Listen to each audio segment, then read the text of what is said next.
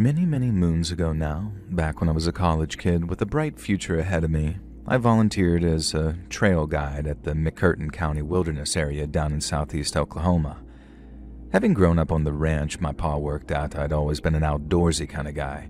Not a cowboy by any stretch, but I knew which end of the bullets came out of a rifle.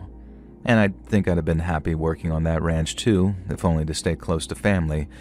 But my pa always did want more for me, so when the time came, I decided to make him proud by becoming a lawyer. I studied at Texas A&M, then while I was there, I heard about the volunteer program. It wasn't offering any extra credit, but the university would pay my expenses, so it amounted to a sort of free spring break vacation in my native Oklahoma.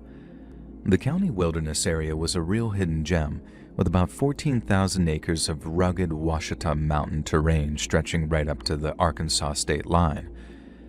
It's got the thick pine forests with cool, clean creeks running through them, and then all kinds of wildlife too, like deer and turkeys and the occasional black bear. It's a prime spot for hiking, fishing, all that kind of stuff. But some folks don't feel entirely comfortable out in the wilderness all alone, and that's where I came in. Now, I led groups on trails like the Beach Creek Loop or up to the overlooks to point out the native plant and bird species, along with a little Choctaw history since their roots are deep around those parts. And for the most part, all my trips out into the wilderness, including my solo ones, went perfectly fine. But then there was this one trip that I made back in the summer of 1995 that I'll never forget, and the reason that I'm writing you. I used to do a bunch of different things as a trail guide, not just guide people, and one of my favorites was what amounted to a sort of campsite scouting. We'd host a lot of overnight camping trips, mostly for younger or older folks, so we needed tried and tested places to take our guests. For example, you needed a piece of flat, solid ground large enough for at least 4 or 5 tents. It couldn't be in a low spot either, where rain could pool up and turn your site into a swamp after one of those quick Ouachita storms. The ground had to be nice and clear, with no overhead widowmakers either, and by that I mean dead branches or leaning trees that could crash down in a wind gust. And seeing as we were in bear country, scanning for scat, tracks, or fresh diggings were more important too, and if a place seemed active, I just moved on, because a bear encounter was not something I was willing to risk. And then once you had a spot close to water with a place for a good fire pit, it was marked on the map before being field tested, as it were. And that field testing involved one of us heading out to the proposed site and staying there overnight. On the occasion that I'm about to speak on, I was asked to check out a potential campsite around the area called He Creek. He Creek was a runoff of the Mountain Fork River and was about an 8 to 9 hour hike from where we were based. We didn't have many campsites in that area, and I agreed that we could find better ones that we already had, especially in a place with intersecting bodies of water and such varied topography. And it took me all day to get out there, and that's after hitting the trails at 7 a.m., but once I arrived, I soon found a sweet little vacation on a rise but flat peninsula which overlooked the river. It was perfect for fishing and hunting, and ideal for families with kids too, since the creek was ankle deep and the river moved nice and slow. And the only thing left to do was set up my little one-man tent, get a fire going, and see what the night brought me. I hadn't seen any bear or cougar scat, which was a big plus, but out in the wilds of southeast Oklahoma, it's not just the obvious creatures that you gotta be wary of. We've been known to get an alligator or two in the marshier regions of the southeast, and while bobcats and coyotes can be a treat to small children, rampaging herds of feral hogs pose a danger to just about anything that gets in their way, large vehicles included. And so the whole idea of staying out there overnight is to get a real feel for the place, since it's at night when the wilds really come alive. And after easily putting together a campfire, thanks to the abundance of firewood in the area, I made myself a campfire dinner and then took to reading some Call of the Wild by Headlamp. I'd read it before, but I figured that there was no better paperback for a night in the wilderness, and I'd just gotten to one of my favorite passages. Quote, "He was beaten, but he was not broken," etc., when I heard a noise about 20 to 30 yards away through the trees. I don't spook easily, and I spent enough nights outdoors to know nights can be noisy, so since all you normally need to do with an animal is let them know that you're there, all I said was, "Howdy, y'all," as I looked up from my book.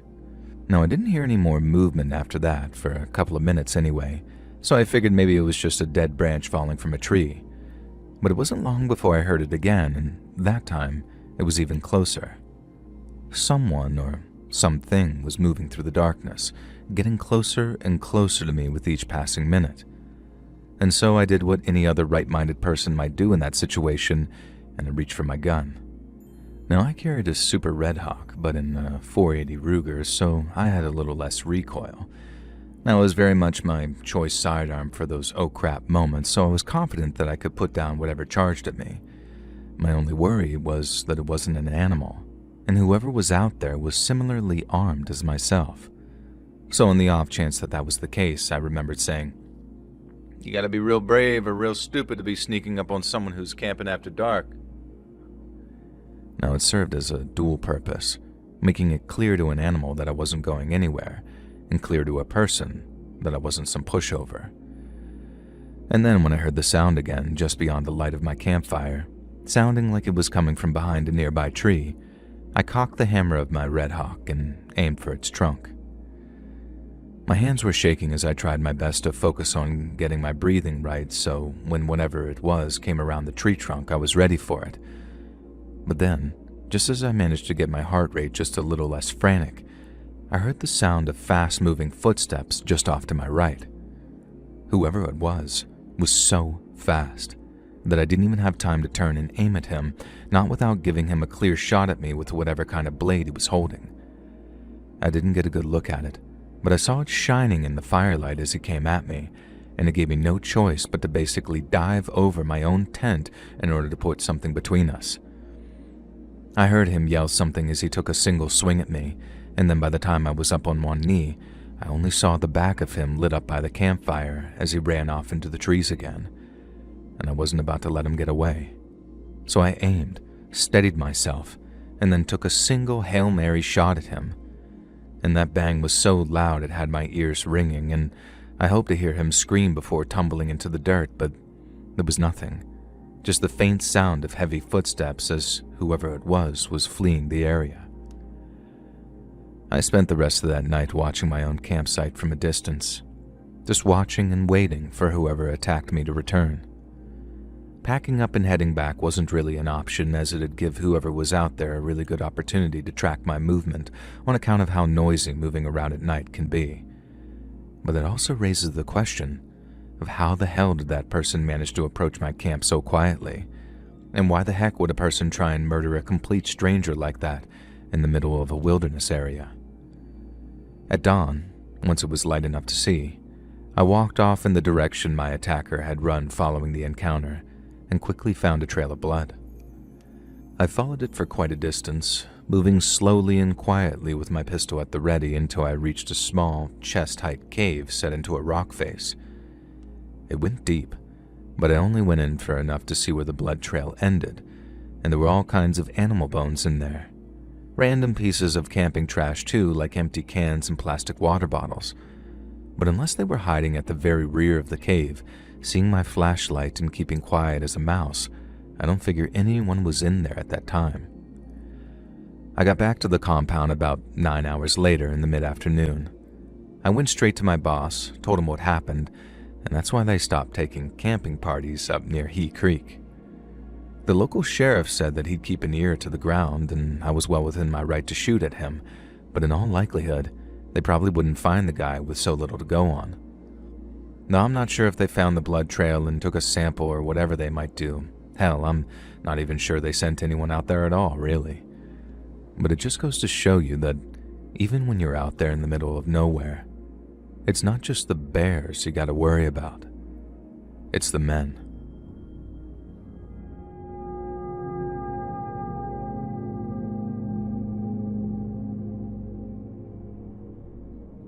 I grew up in Fond du Lac, Wisconsin, but I drifted out west in my teens, ended up getting hooked on heroin, and then spent a little time in federal prison for something I'm not too proud of. Probably goes without saying, but that was rock bottom for me. I made it through without taking any kind of beating, but when I got out, I knew I had to get myself together. For the first time in my life, I had to think about what I wanted to do with myself. I knew I liked being outside, even more so after my stretch in prison, but I knew the chances of me becoming a park or forest ranger as a felon were slim to none. I knew I could try out to be one of those wilderness firefighters because they allow felons to apply if their convictions weren't for violent crimes. But then after stopping at a bar for a couple of beers one Thursday night, I ended up talking to a guy whose cousin operated a tour company out in the Pasayten wilderness. I told him my story over those couple of beers, all the honest-to-God's truth too, no bullcrap. And when I was done, he asked if I was interested in being a tour guide. And then since it involved walking the trails all day, sometimes even camping out overnight, I only had 2 words for him: hell and yes. I got a call the next day from my future boss asking if I was okay interning for a couple of months so I could prove that I was on the level. He'd give me a place to stay, make sure I was fed, watered, and washed, but while he didn't mind taking a chance on me, he didn't want to pay for the privilege. I didn't tell him this, but at the time, I think I'd have happily worked for a whole year for free if it meant having my dream job at the end of it. So I accepted his offer, and then made my way to a small town up in the hills called Barron. I honestly had no idea what to expect, but when I arrived, I found the place was way more comfortable than I ever expected. There were 4 other guides staying up there, not including the boss who lived down in Wilthrop, and they each shared a cabin that had full amenities. There were 3 of them, so I got one all to myself for a while. I knew it was only because the other guides didn't trust me, and probably because the boss had warned them that I was an ex-con, but they were nice enough, so I didn't mind having to earn their trust and respect over time. I really didn't know what to expect from the clientele either, but they proved to be a real mixed bag. You'd get your tourists and your adventure vacation types, who you're only there to make sure that they didn't get lost or wander anywhere they shouldn't. And then there were the corporate team builders or the bachelor parties who were more party than peace. And I fell into the rhythm of that place pretty quickly and started making friends pretty quickly too once people saw how serious I was about it. And then once my trial period was up and I was a fully trained and fully paid up member of the guiding team, I was able to head out with parties all on my own and sometimes for a night or 2 of camping. And that's how I ended up meeting a family of 4 headed up by an older lady named Patty. Patty and her husband must have been in their 60s, maybe early 70s, and they had their 2 grown-up kids with them. They decided to spend a little time in the great outdoors together on account of raising their 2 grown-up kids on concrete, and right away, I could tell that they were going to be great guests. They were just about as wholesome a family unit as it was possible to get, at least in my opinion anyway. They clearly loved each other very much, but they were real funny too, and the way they went at it with each other had me laughing along with them. They were interesting folks too and had some amazing stories to share, so it was one of those parties that was such a pleasure to guide that if I was a millionaire, I would have happily guided them for free. And so we hiked all day, stopped for breaks here and there, until we reached our campsite for the night. I got us a fire going with the help of Patty's grown-up son. Then she insisted on doing all the campfire cooking so I could relax and take a load off. We had 2 tents with us, one for the parents, one for the kids, and a reminder that they are grown-up people, and then my small one-man pup tent. We got them all set up, went over a few emergency procedures in case anything happened in the night, and then each went to our sleeping bags for the evening. But what I didn't know, what I could never have known, was just how wrong things were going to go for us during the next day's hike. I remember waking up to the sound of voices and being blinded by flashlights when I looked out of my tent. There, standing outside their tents in what amounted to their nighttime wear, were Patty's husband, son, and daughter, but there was no Patty anywhere to be seen. The 3 of them were whispering at first, but when they heard me asking what was going on, they told me that Patty was missing. Her husband said that he woke up to noises beside him in the tent, but figured his wife was just rolling over in her sleep or something. And then when he asked if she was okay and he didn't hear any reply, he realized that not only was the tent's front flap unzipped, but his wife was nowhere to be seen. Patty's husband then takes a walk around outside for her just to make sure that she really is off taking a leak somewhere. And then when a couple of minutes went by and she hadn't returned, he woke up his kids. And that's when they realized that Patty hadn't even put her shoes on. We briefly discussed the procedure for someone going missing, and so after a quick reminder, we each walked off in a different compass direction with our flashlights and then started yelling out Patty's name. We kept each other's flashlights in view and we didn't go too far, but we kept on yelling her name as loud as we could, and when we didn't get any response, we kept on pushing outwards a little more until we were maybe 100 meters apart on all sides. We yelled and kept on yelling, but still didn't hear a thing from Patty in response. And since I didn't want anyone wandering off and getting lost, I called out for everyone to return to camp. I planned on contacting the local rangers and enlisting their help while I got the family back to headquarters, but Patty's son didn't like that idea at all. A small argument broke out between myself and the son, who insisted that we stay and keep on looking. Now, she was an older lady, so she couldn't have gotten far, I think, and while I agreed, we had certain protocols to follow in the event of someone going missing like that, and those protocols were based on keeping everyone else in a group safe. Yet Patty's husband agreed with their son and insisted that they stay at the camp and keep calling out her name in case she got lost, and so she could find her way back to the camp. I had to work with them. I had to at least give them some hope in that respect. And honestly, because that's the exact same thing I hope someone might do for me if that was my mom out there lost in the dark forest. And so, while I started to pack up our stuff, I told Patty's son that I wouldn't stop him if he wanted to take one last look around the perimeter. And as you can imagine, he was grateful for my cooperation, but I also get the feeling that he'd have punched me right in the face if I had insisted on leaving. And so off he went, him and his dad, while I tried my best to keep Patty's daughter calm as I packed away my gear and got a start on the group stuff too. I didn't think they'd find anything. I mean, I hope they did, but the wilderness makes you a cynic over time on account of how cruel nature can truly be. And so imagine how surprised and relieved I was when, maybe 10 minutes after they left, I heard the sound of the son's voice coming through the trees as he yelled, "We got her." Patty's daughter burst into tears when she saw her dad and brother approaching with their mom in tow, and I'm not ashamed to say that I wasn't far from tears myself by that point. I'd never had to deal with anything like that before, so to have it over and done with so quickly was an incredible relief. Patty seemed really shaken as we checked her over for injuries, and while her son kept asking, "What happened? Where did you go?" she didn't seem to have an answer for them. When she did talk, she just kept saying, "I don't know. I can't remember. I think I got lost." And that all kind of made sense to me once I realized that she'd walked off without a flashlight, because it gets so oppressively dark at night out in the wilderness that it can get really disorienting and frightening very quickly. And I remember telling everyone not to worry, that Patty would probably be more articulate once she'd gotten some sleep and some food, and we were all pretty exhausted by that point. But even after a few hours of sleep and some protein bars and coffee for breakfast, things continued to get worse.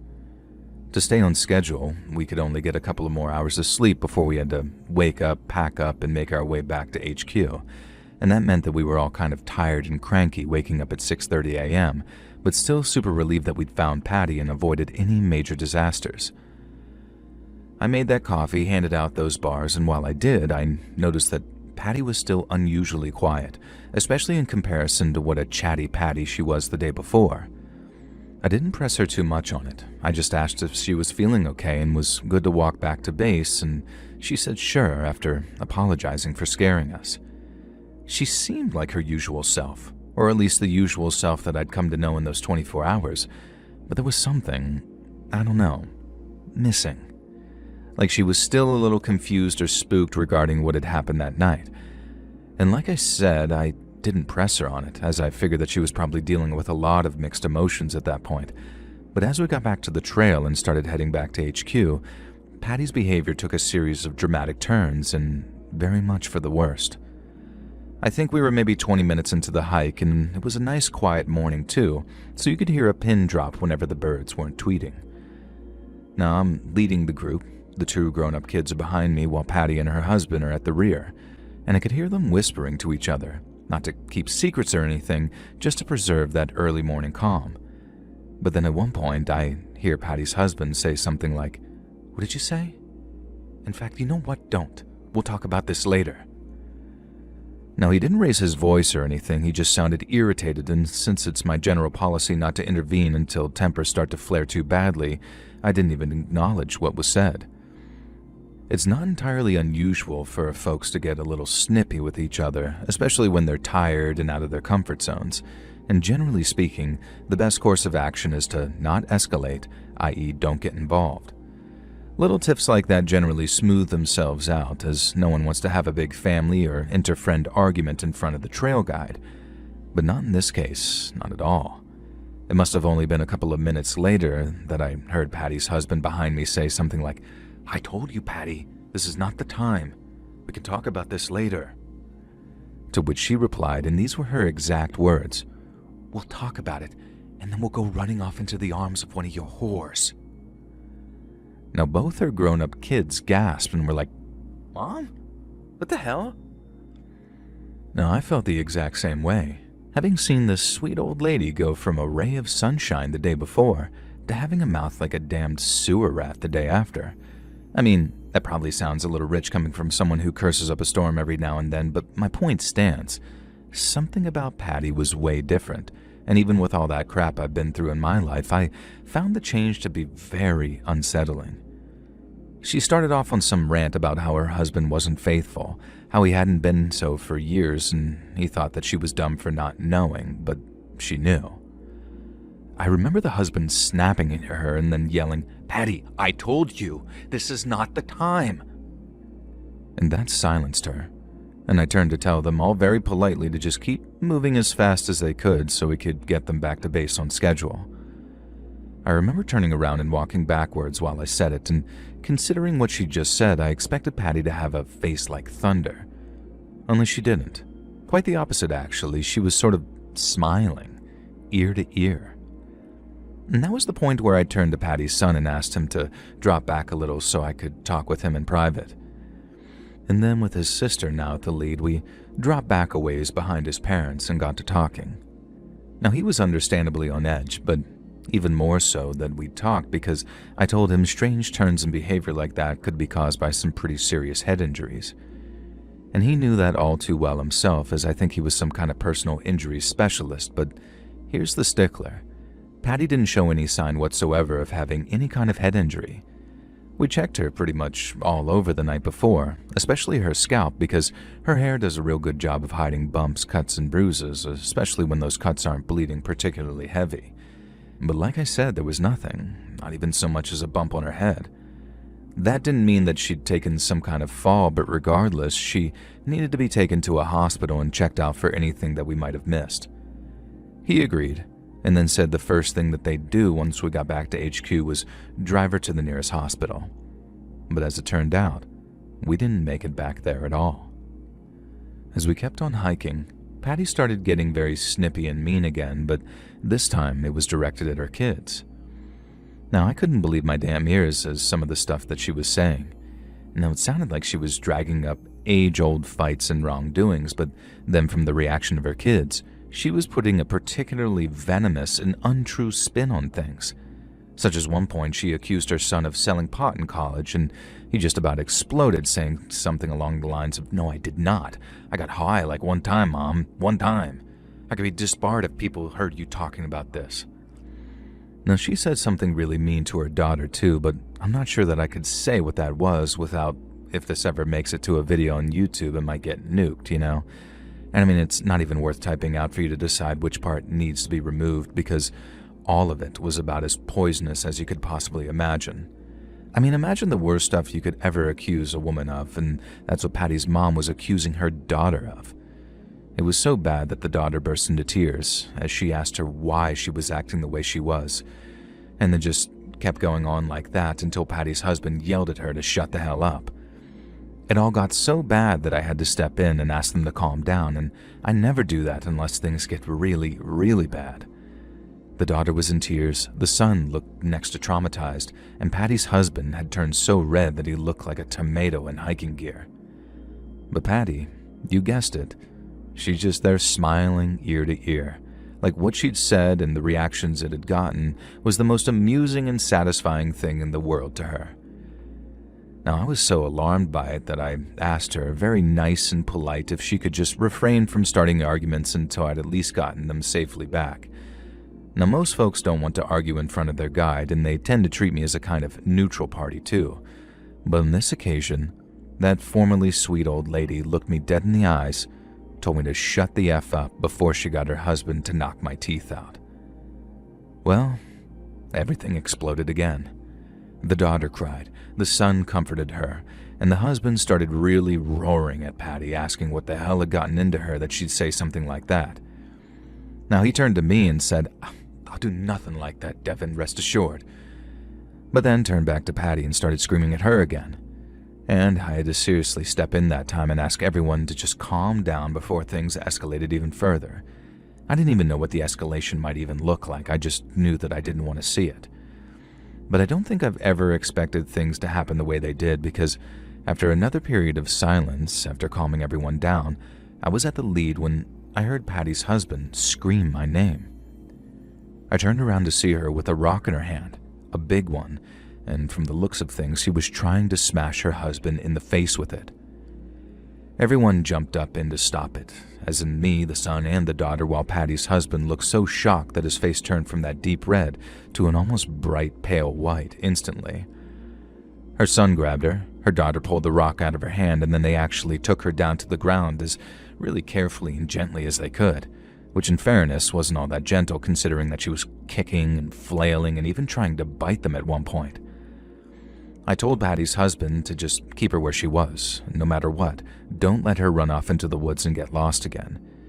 He was really shaken, but assured me that she wasn't going anywhere, and neither were they. And so after dropping my pack and telling them that I'd return as quickly as possible, I ran off in the direction of headquarters, keeping a steady jogging pace until I arrived back maybe 20 to 25 minutes later.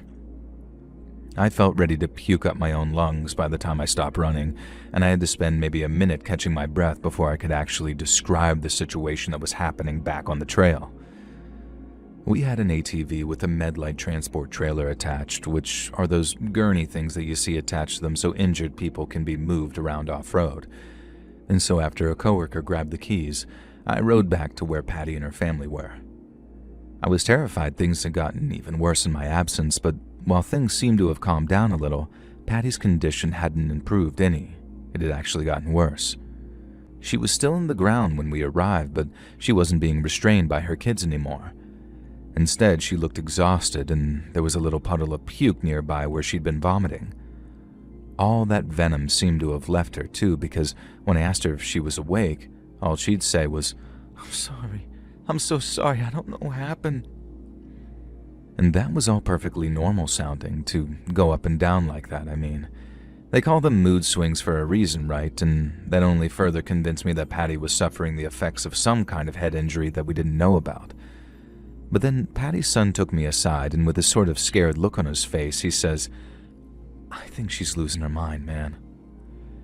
Now, I reassured him that that probably wasn't what was happening, and that people don't just lose their minds like that after getting lost in the woods for a brief period of time.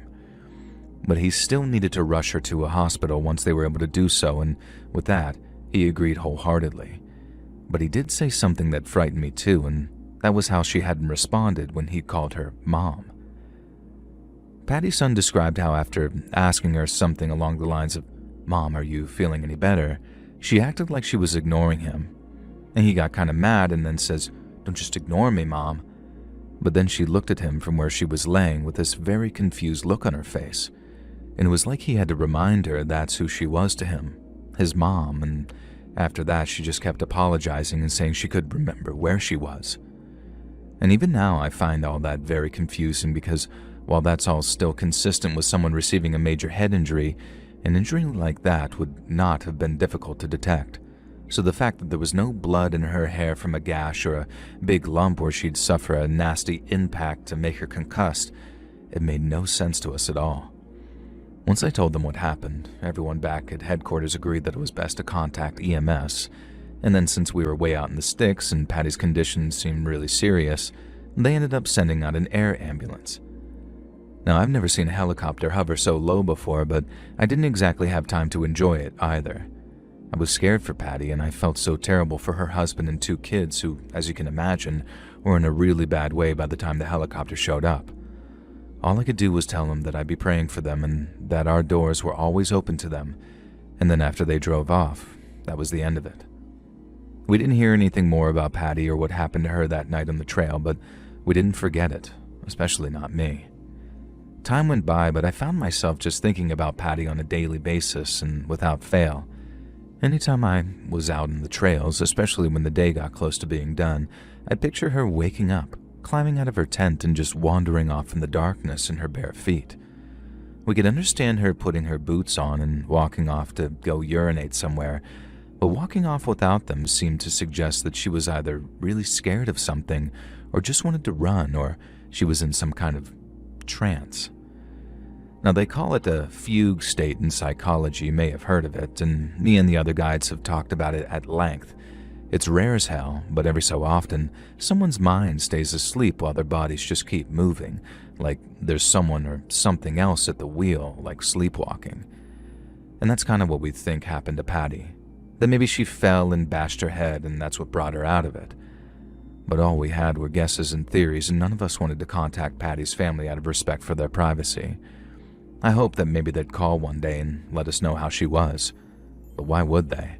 I was just the trail guide, and by the looks of things, they had way bigger fish to fry than checking in with me. I just wish I knew what happened to that poor lady, because sometimes thinking about that just scares the hell out of me.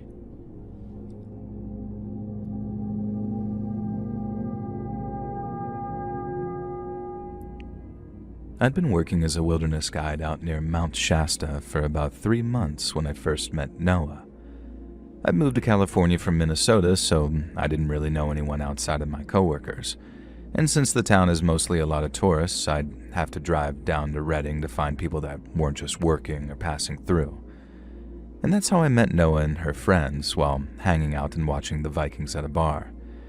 She was nice and really pretty too, with those deep brown eyes that she said came from the Italian side of her family. We swapped phone numbers, went for some coffee and drinks a few times, and then when things started getting a little more serious, coffee and drinks turned into longer and less public meetings. Noah thought it was cool that I got to work with nature, but it never occurred to me to turn a trail hike into a date. She lived down in Redding, and I preferred heading down there since she had a nicer apartment and a cat. And there was also way more to do down there, so in the end, it was Noah who asked me if she could drive up to Shasta sometime to check out the trails that I worked. Now, I thought it sounded like a great idea, and like I said, I was kind of kicking myself for not thinking of it sooner. She was super into nature, and so I could impress her with all of my accumulated knowledge, and it'd be cute to spend some time out there alone instead of surrounded by other people down in the city. She drove up to Shasta in the morning, and then after spending some time putting a little picnic together, we drove out to the trailhead near the upper sand flats and then hiked into the woods from there. The first thing I told her about, because the ladies always loved this one, is how old-timey prospectors used to keep ringtails as pets. A ringtail is a small rodent, kind of like a cross between a fox and a squirrel. They're very cute, and I strongly recommend that you Google them to see just how cute they are. But the miners didn't keep them around because they were cute. Oh no. They called them miners' cats because they were great at scaring off the rats that tried making their homes among the camp. I talked about how wolves had been reintroduced into the area and how it stabilized the deer population. Then I remember mentioning the prairie falcons and how they reached speeds of 200 miles per hour when they're dive-bombing prey. But one of my favorite little factoids, and one Noah loved too, was a behavior in black-tailed deer that we call flagging. And just like their name suggests, black-tailed deer have black tails, but only on the tops and sides. The undersides of the tails is the same color as their butts, a sort of off-white, and when they detect a potential threat in the area, their tails shoot up to show the white and then not the black side. And it's kind of like a collective traffic light, something that says ready, steady before the go when the threat proves significant, and it's just one of many examples of how animals have developed methods of wordless communication. Now we walk for a few miles, with me dropping the aforementioned facts here and there, and then when we stopped for our picnic, I told Noah how Mount Shasta has its share of carnivorous plants, like the California pitcher. I also told her how growers have been trying to introduce the matsutake mushroom to the region, which is highly prized in Japanese cuisine. The only thing is, it can take up to a century for the fungus to form the symbiotic relationships with the pine trees that allow them to mature before fruiting. And that means that people trying to introduce will probably never even live to see the fruits of their labors. They're doing it entirely for the next generation, and we agreed that there was something very beautiful about that. And I remember at one point, Noah, who was having a great time, said something along the lines of, "Oh man, my dad would love this. We should totally bring him up here sometime." Now, I went quiet for what felt like the first time on the whole hike because she kind of casually let slip that I was the bring them home to dad type. Now, I was really into her, and so it felt amazing that she saw me that way. And then after pivoting towards family, we spent a little while talking about more personal stuff. Up until that point, it was probably the best date I'd ever been on, talking about something that I was passionate about, but impressing someone that I cared about all the while. But I had no idea at all how wrong things were about to go. And as the sun reached its peak and the day got to its hottest few hours, we were sort of taking on water like nobody's business. And so inevitably it came time for a little bathroom break.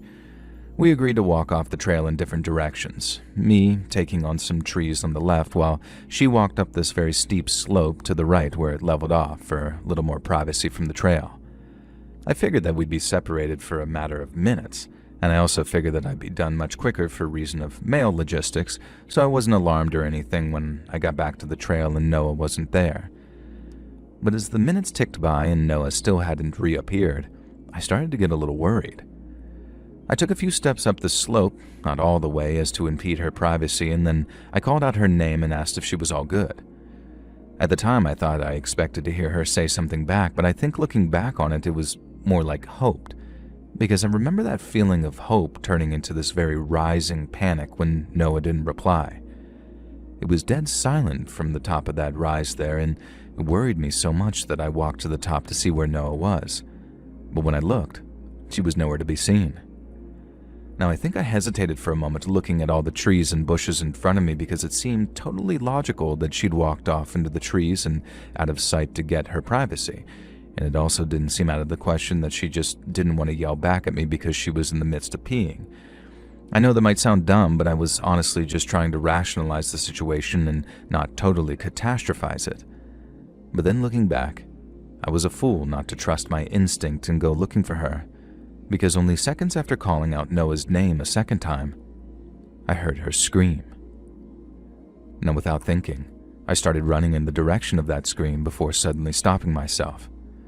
I dropped my backpack from my shoulders and was just totally frantic as I tore it open and went for the little pouch meant for my .45. I hadn't told Noah that I brought a gun with me. She was really anti-gun, so I didn't want to freak her out by announcing that I was carrying, but I also wasn't about to head out into the trail without a means of actually protecting us, so given the circumstances, you can bet that I was glad that I brought it. And I guess I should also make it clear how just from the sound of Noah's scream, I knew that she hadn't just sprained her ankle. It wasn't a scream of pain. It was a scream of terror, and I wasn't about to square up whatever scared her so badly without protection. I found the gun, and then went running off into the trees while calling out Noah's name. Now, I called out maybe 2 or 3 more times as I was running, but again, got nothing in reply, so I kept on moving through the trees with my head on a swivel, until suddenly, I saw her. Noah was being dragged along the forest floor by her hair, and the person dragging her looked normal. Now, remember this sort of split second thinking, total confusion almost as I locked eyes with the guy dragging her. I guess in my head, this guy should have looked like a monster. I mean, quite literally some big lumbering beast that was hairy and teethy and clawy, you know? But he didn't look like that at all because, like I said, he just sort of looked normal. He had a blue t-shirt on, khaki shorts, and then tan hiking boots with colorful socks sticking out the tops. He looked like your average hiker, completely unremarkable aside from the fact that he was dragging my date across the ground by the hair. We locked eyes, and in that split second, I could see how scared he was. All I remember thinking was, good, you should be scared, and then I aimed that gun at him and screamed at him to let her go. The guy looked terrified, but he didn't let go of Noah's hair. In fact, after maybe only a split second of him being still, he kept on pulling her like twice as hard. He was obviously trying to get away, but there was no way that he was about to outrun me while trying to drag a human body. The smart thing to do would have been to just let go of her hair and run, but he didn't. He was so fixated on her that he made this laughable, futile attempt to cart her away and escape. I mean, it might actually have been funny if he wasn't dragging Noah by her hair, but he was, so it was this weird combination of insane and horrifying to me. And with the gun still aimed at him, I yelled at him to let Noah go or I'd shoot. The guy stopped again and looked at me with that sort of same scared look in his eyes, and when he didn't let her go, I remember thinking, okay, it's happening. But then as I began to line my sights up on his chest and went to squeeze the trigger, I found that I couldn't actually do it. I felt the cold metal of that trigger on my finger, but right as I was about to pull it, it was like I heard this voice in my head yelling, "Don't do it. You'll hit Noah." And I knew that was possible, but given the relative position of her body to where this guy was standing, it'd have to either be the worst or the unluckiest shot in the history of firearms. I wasn't a bad shot either, like I knew I could have dropped the guy at those kinds of ranges, but like I said, when it came to pulling the trigger, I locked up in a way I never anticipated. And then when I locked up, the fear and doubt started to completely overwhelm me. I was frozen to the spot, not being able to shoot but not daring to lower my gun either, but the worst thing was, the guy could tell. He saw a fear bigger than his own reflected in my eyes, and when he did, I think it calmed him. He didn't smile or laugh or anything sinister like that. He just sort of turned his head to make sure that the way was clear, and then just kept on dragging this now semi-conscious but still weak Noah through the trees. But that spurred me into action. I still couldn't bring myself to take a shot right at him. I was just scared to, I guess. But what I could bring myself to do was warn him. Now, I can already hear all the ultimate badasses in the comments saying, "Oh man, such a pussy, couldn't bring himself to shoot a man to protect his girl." Well, while you might be the super soldier who inspired John Wick, I'm not him. And while you might be so skilled with a pistol that you give yourself prostate exams with them, and I'm sure you do, that's not me. And so the only shot that I knew would be 100% safe was a kind of warning shot above the guy's head, the kind that had absolutely zero chance of hitting either of them, and so that's what I did. I aimed higher and fired a warning shot that flew well above his head, but it was enough to make him jump and turn back to me with this look of absolute terror in his face. I yelled the only thing that came to mind, which was how if he didn't let her go, the next bullet was going to find him. And it was the only remotely badass thing I did during that whole encounter, and I guess it only worked because I needed it to, but it was effective. The guy then let go of Noah's hair, then turned and ran off through the trees. I immediately followed, rushing forward to where Noah was lying. At this point, she was half awake, coming to after having been hit pretty hard in the jaw with something. There was blood coming out of her mouth, her eyes looked like they were struggling to focus, and I had to support her after helping her to her feet. I put her back down again once we got to the trail, and then as she realized where she was and remembered what had happened, she just started crying. Since the cell signal was so shoddy on account of being relatively low altitude, I did the only thing I could do, which was try and console her. She kept going back and forth between apologizing and thanking me, and while I'm not sure what the apologies were for, she certainly didn't have to thank me. I told her it was okay, that the man was gone and he didn't seem to be armed, but that we needed to get her out of there to get her jaw checked at the hospital. We could move at whatever pace she wanted because I had my gun to protect us, but the longer we stayed, the more chance that he'd try and come back to find us. And maybe that time, he'd have something to fire back. We were up and moving again seconds later, at a mixed pace of jogging and walking fast. I think all the heavy breathing brought Noah a kind of calm because before long, she was able to tell me exactly what had happened after we went off to pee. And even all these years later, thinking about it scares the hell out of me. So Noah said that she'd walked off into the trees at the top of the slope and then put enough of them between me and her to ensure that no one peeking up from the trail could get a look at her. She drops her shorts, does her thing, but then as she's buttoning them up again, she hears something moving kind of close to her. She stayed put and stayed quiet, and then when she heard me calling out her name, she was too scared to respond. She said it felt like the thing close to her was hunting her, and calling back to it would have allowed it to find her. But then seconds later, she hears a sort of thud of fast footsteps behind her, and then when she turns to look, bam. The first hit didn't knock her out, and that's when she screamed. The second one knocked her unconscious briefly, but by that time, help was on the way. I was worried that she might have a fractured jaw, maybe some kind of damage to her teeth, but luckily the only wounds were to the inside of Noah's cheek. She had some pretty nasty bruising on her face, and it took a while for the inside of her mouth to heal, but I'd say that she escaped some pretty nasty injuries. And if that guy had gotten her to wherever he wanted her, I'd say that she might have even escaped a fate worse than death, too. We obviously filed a police report at the Shasta Police Department that very same day, right after Noah was discharged from the hospital. It was stressful for her, really stressful, having to kind of relive those events so soon, but we agreed it was better to get it on paper while it was fresh in her mind. We thought it paid off too when the cops told us they'd arrested a guy. But after we drove back to the department and Noah checked out the guy's booking photo, we both agreed it wasn't him.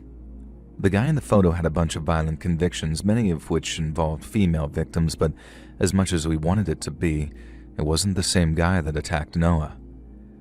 It affected her for a while after. Like she said, she had nightmares about seeing the guy's face suddenly in places that she didn't expect it to be. I really felt for her, and I made myself available in every capacity I could.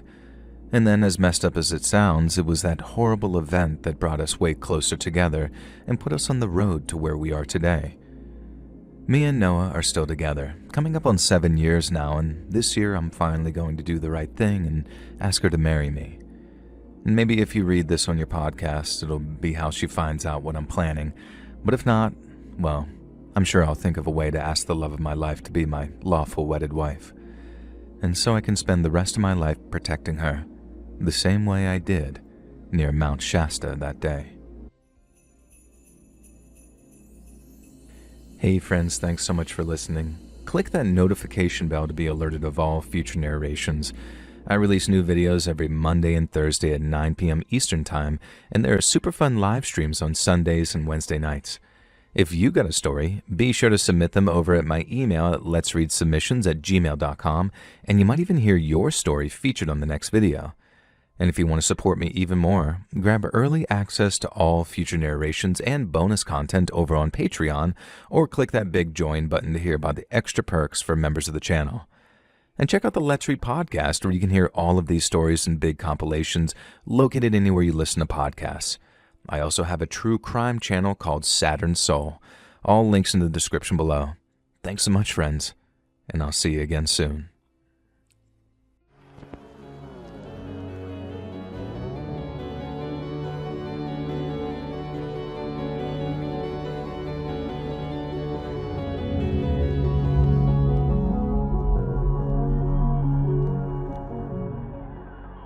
Long-time listener, first-time writer.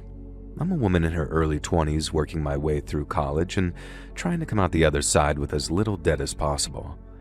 I've never had a reason to write into you before, but bro, something majorly effed up happened to me last month, and I'm thinking, dang, I'm gonna send this into Let's Read. And so I do a bit of this, a bit of that, but one of my hustles is working as an Uber Eats driver when I have spare time from my other jobs or from going to the gym. I always gotta be on that graft, you know what I'm saying, brosif? No, anyways, this one day I get an order that comes up on the app, a McDonald's delivery, and I accept it because I'm nearby. I don't recognize the address, which is odd because I know this town pretty well, but whatever. I took the order, waited longer than usual for the teenage workers to get their thumbs out of their butts and prepare the food, and then off I headed to my delivery location. It turns out it was right at the edge of the perimeter that we're allowed to deliver within, so basically the food was going to be cold as crap when it got there, and still, not my problem, I thought. They ordered it knowing the expected delivery time, and that's what microwaves are for. Now, I only say this because the further I got from the McDonald's, the more rundown and grody the neighborhoods got. We started in a sort of rundown urban area in the first place, and then drove through a suburb that looked like it had been cursed by the demon of poverty itself. It kind of looked like the way movies portrayed Detroit when they're trying to emphasize how bad it can be, but also maybe even more abandoned. There was barely any graffiti, which was weird. Like even the criminals and the youth gangs didn't want to hang out in this area, it seemed. And no wonder I'd never heard of the place before. Now, I heard fear being described on a podcast as bone prickles not long ago, and that term struck me as perfect. Driving with this goddamn McDonald's, the smell of fries and Big Macs making me feel kind of sick, I started suffering with the bone prickles. And the moment I heard the guy say that phrase on the podcast, I knew exactly what he meant. It's like when your entire body tingles and prickles thanks to some kind of unspecified fear, and I was feeling this just by driving to the delivery location. Now, eventually I reached this address, and it was on the very edge of some rundown suburbia. Now, if this house had been the only occupied property on the block, I wouldn't have been surprised. The rest of the houses were completely dark, boarded up, and run down. This one house had light spilling out of every window and chill, relaxing music playing loud enough for me to hear as I pulled up to the curb outside. Some kind of pop punk or something kind of fun. Now, I manhandled the bag that keeps the food warm, although with how long it had taken to arrive at that location, I didn't have much faith in their fries being hot anymore. Again, everything had fallen within the promised delivery time, so no issues there. I hauled butt up the driveway, surprised at how heavy their food order was, and I knocked. It took a few knocks before the volume of the music inside lowered, and the door was answered by a pretty-looking guy, a very reassuring gentleman. Now, he must have been in his mid-20s, and he was wearing a band tee and had a goofy expression that made me think that he might have been stoned. Now, I explained that I was there to deliver the food, and he yelled back in the house that some chick was here with the McDonald's had anyone ordered any food. I explained that that was a pretty large order, so maybe it was for a bunch of them, and he seemed pretty confused by this. Now, he said that there was only 3 of them in the house and they'd recently gotten a delivery pizza, so he couldn't really explain who'd ordered the McDonald's. I showed him the app and confirmed 100% that the address was correct, and he asked me to wait on the porch while he went and checked with the rest of the guys, and so I was just stuck standing there while I heard vague noises from within. Muffled voices turned into banging and almost shouting, and I began to feel that bone prickle again. Eventually, this goofy streamer reappeared at the front door. Now remember, I still had the food in the thermal bag at this point, and he apologized profusely, saying he was an idiot and the other guys had ordered McDonald's as well as pizza, and everything was all good. However, just as I started to unzip the bag, he told me to hang on because they wanted to offer me a tip. I told them they could do it through the app and they didn't have to do it at all, but this guy was absolutely adamant that they were going to give me $10 for the trouble, so if I could just wait on the porch again, he'd head inside and get the cash. Now, who even keeps cash around these days, to be honest? Now anyways, this time he left the door open just enough for me to see inside. The front door opened into the living room, and I was kind of impressed how clean and frankly awesome the place looked. They had framed posters on the wall, a couple of pinball tables in the corner, and an expensive-looking flat-screen TV. Now, this didn't seem to be the room that they were hanging out in either, and I sort of nosily peered around to see where my new delivery friend had gone to find my tip. Now, I saw him milling about back and forth past the door to what seemed to be a kitchen, and then calling out down a set of stairs to what looked like a basement. I wondered if they had an even more impressive home theater system down there or something, and I wondered if it was just one of those cases where someone with money buys a house that looks run down from the outside in an abandoned neighborhood area and then just uses the crappy exterior to actually mask a really awesome dwelling. Now still, it was none of my business. Now eventually my new friend came back with $10.69, and I just politely laughed at the obvious joke. Now, I finally fished out the huge bags of McDonald's out of the insulated bag, and I could tell already that by now they were cold, and I figured I just wouldn't make mention of it. This guy had kept me on the porch long enough at this point. Now, after thanks and some goodbyes, I headed back to my car, got in, and then checked for more jobs. There was another one at the same McDonald's, so I figured why not. It had just come through, so by the time I reached the restaurant, the order should be ready.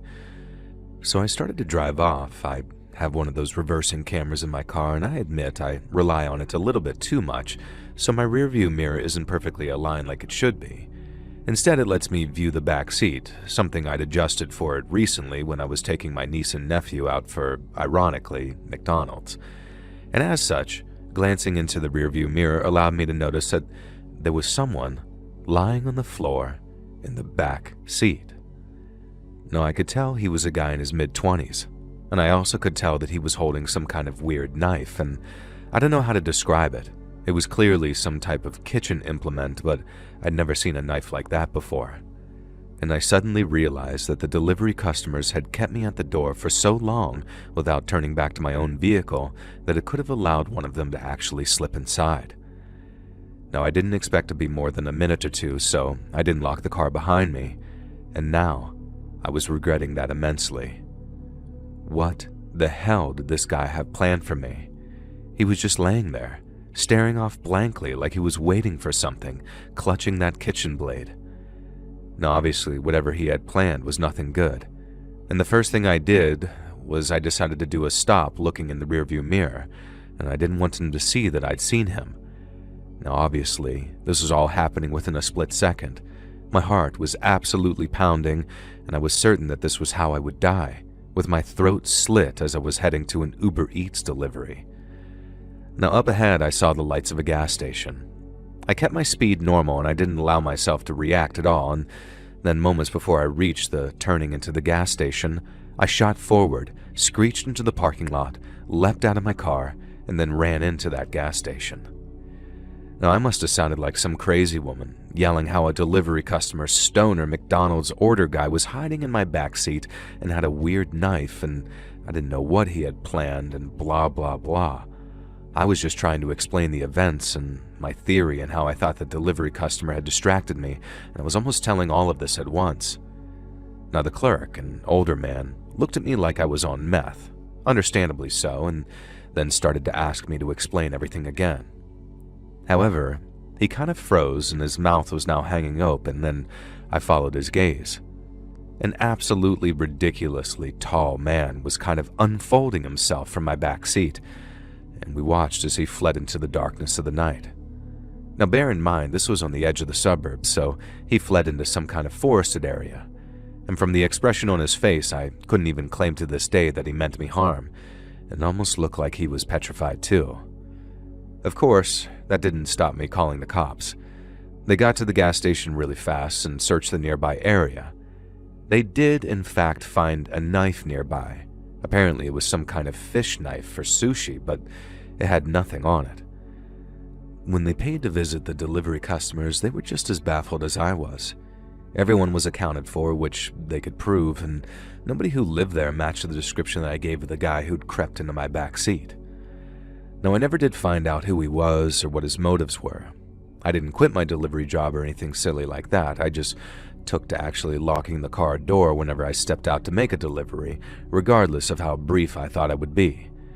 And I always check the back seat no matter what. Something tells me that the guy hiding out in my car didn't mean me harm, but the look of fear and alarm on his face as we watched him flee makes me think that someone out there would have done us more harm than I can even fathom if they'd found it. It's one of those creepy mysteries that I'm grateful didn't turn into an unsolved murder and has finally given me something to write into you about.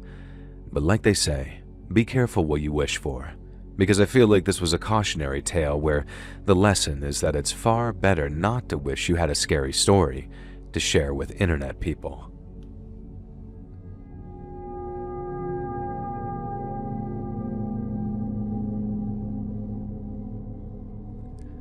So I'm from England, and I won't say where so as not to dox myself or lose my job, but I'm a postwoman, or a postie as we say here, and I love my job. I work a rural route, and I've been on the same route for years, thanks to some pleading and a friendship with the head postmaster. Normally, posties get shifted around all the time, and so I kind of know everyone on my little route, at least everyone who makes themselves known to me anyway. There was Stu, a mature student who would always be waiting at the door whenever the mail came and shared his latest work on marine biology with me. I hadn't started out as being remotely interested in marine biology, but Stu had mentioned a few things in passing and I'd been hooked, pun intended. Now, there was old Mrs. Rader, who always seemed to have some insane medical ailment, which she'd relay to me with the greatest of glee, and I became convinced that she was a medical miracle. And then there was the Four Bottoms, an extremely flamboyant glam rock band by night and a middle-aged polycule who enjoyed cardigans and gardening by day. And then there was Joe and Joanne, two twins with rich parents who often got Amazon parcels in the mail, and I've never seen two kids who were more spoiled but more grateful for everything they'd got. Now, the one guy I never got to know was Farmer McKay, the allegedly grouchy postman-hating farmer who lived in the small holding on the outskirts of town. Now, to call it a farm would be extremely generous, but it did have a few goats, a couple of sheep, a pig, and some chickens, and it was also filthy, even by farm standards, and as far as I know, he made an entire living selling eggs and milk to locals. Now, I gotta admit, I prefer Sainsbury's. Now, one day, for the first time in about 6 years of doing this route, I was shocked to find that I had a collection for McKay's farm. Not everyone knows this, but you can book Royal Mail to collect parcels, often for free, instead of having to take them to a post office. McKay had booked a free collection with instructions absolutely not to knock and disturb him, but instead find the package in an outhouse which he kindly uploaded a picture of so there was no mistaking it. Now, I made sure that I wore my wellies that day, as I didn't fancy wading across the sludge that McKay called a yard. It turns out I made the right call because the mud leading to the safe place outhouse was almost up to my ankles. When I opened the outhouse, I was met with a smell that almost made me gag. I didn't even want to look at what else he kept in there, but thankfully the Royal Mailbox was visible right at the front, so I grabbed it and headed back to my van. Now, halfway back to my vehicle, I noticed that the parcel was leaking. Real disgusting, foul-smelling liquid dripping out of the bottom of the box. Well, there's absolutely no way that I can take this as a collection for a million reasons. And now, I also couldn't just abandon it, which meant that I had to break his cardinal rule and go knock on his door and tell him that, unfortunately, I couldn't accept his collection. Halfway between my van and the front door of the farm, the package I'm carrying sort of collapses inward. The bottom falls out and the contents spill all over my bottom half. Now, let me tell you, I've smelled some bad smells in my time. Before I became a postwoman, I was a nursing assistant in my late teens and early 20s, and there was this one old lady that I treated who I would swear had death himself living in her nether regions. This made that smell like flowers and cinnamon. It was a pile of rotting, liquefying organs, and now it was covering as much of my legs and torso as it managed to besmirch. I dropped the destroyed parcel and threw up there and then, which really didn't help matters. And now I was kind of mad at Farmer McKay. There are extremely strict rules about what you can and can't mail in the UK, and rotting, liquefied offal is definitely a forbidden item. I didn't even need to check the handbook to know about that. But then I started looking at all that stuff. Maybe my imagination was running away from me, but I was sure that I could make out part of a human spine among the gore. An eyeball winked out at me, clearly fresher than some of the other unspecified parts that covered me, the ground, and everywhere. Now, I suddenly got this idea that McKay was trying to use the Postal Service to hide evidence of a crime, and standing out there in the open in the center of this small holding in the middle of nowhere, I suddenly felt very vulnerable and exposed. At this point, I didn't know what to do. I was convinced my colleagues would give me absolute crap if I fled the scene, but I started picturing Farmer McKay hiding behind a curtain, looking out one of the windows, a cocked shotgun aimed right at me. And so I kind of ran toward the main house. As the front door began to open before I even reached the porch, I wondered if I'd made a terrible, terrible mistake. But the man who stood on the doorstep wasn't Farmer McKay. I could see the resemblance, but he was a much younger man, and as he took in the sight of me covered in those organs and trembling in fear, I could see genuine guilt and regret on his face. He didn't invite me inside. You can hardly blame him. I was dripping in unspecified corpse juices. But there on the doorstep, he explained that Farmer McKay had been taken away by doctors the day before after increasingly strange and erratic behavior that had gone unnoticed by his family. He apologized profusely for the parcel collection being overlooked because they should have known that something was awry.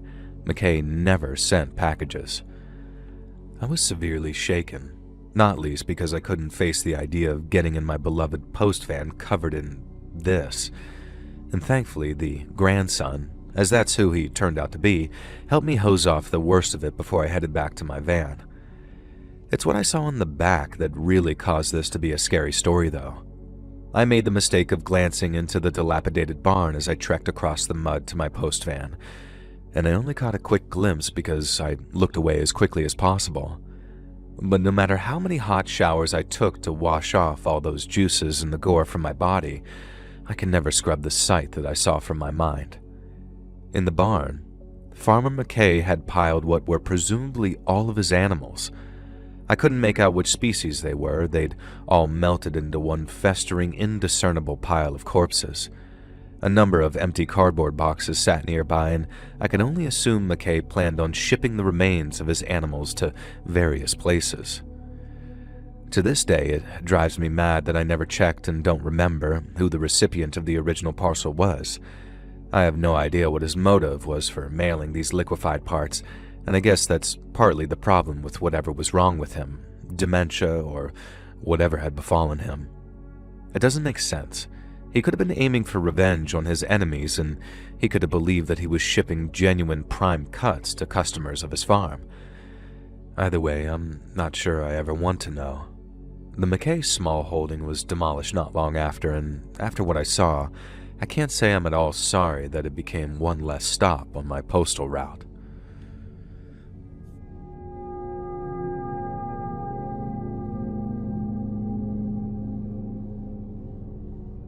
So I'm not much of a storyteller, so I'll try my best here, but I've always wanted to try my hand at putting this story down on paper.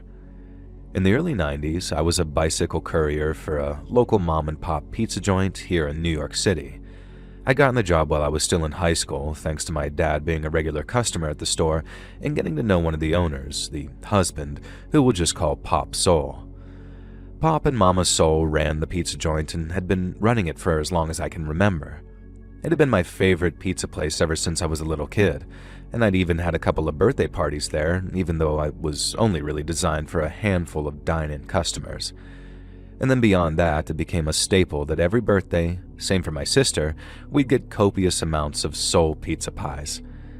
That's not to mention the pizzas we'd get just because, good God, once you tried Soul's pizza, nowhere in NYC compared. Now, my brother, who'd left home by the time I was 6 or 7, never seemed to eat at that pizza place, and when I asked him one time, he just said that he wasn't a fan of a lot of things about them, quote-unquote. So one day, my dad calls me aside and says, "Son, I got you your dream job." Now, at the time, I wanted to be a military sniper, an F-18 pilot, or a pro street racer or something like that, but I was pretty sure that Dad hadn't hooked me up with something like that. But when he told me that I was going to be a bicycle delivery boy for Soul Pizza, I was almost as psyched, especially because this meant that I got one free pizza a week and a 10% discount off orders like all the time. And I got to ride my bike all over the city, something I loved doing anyway, while getting some cash in my pocket to see me through the last year of high school.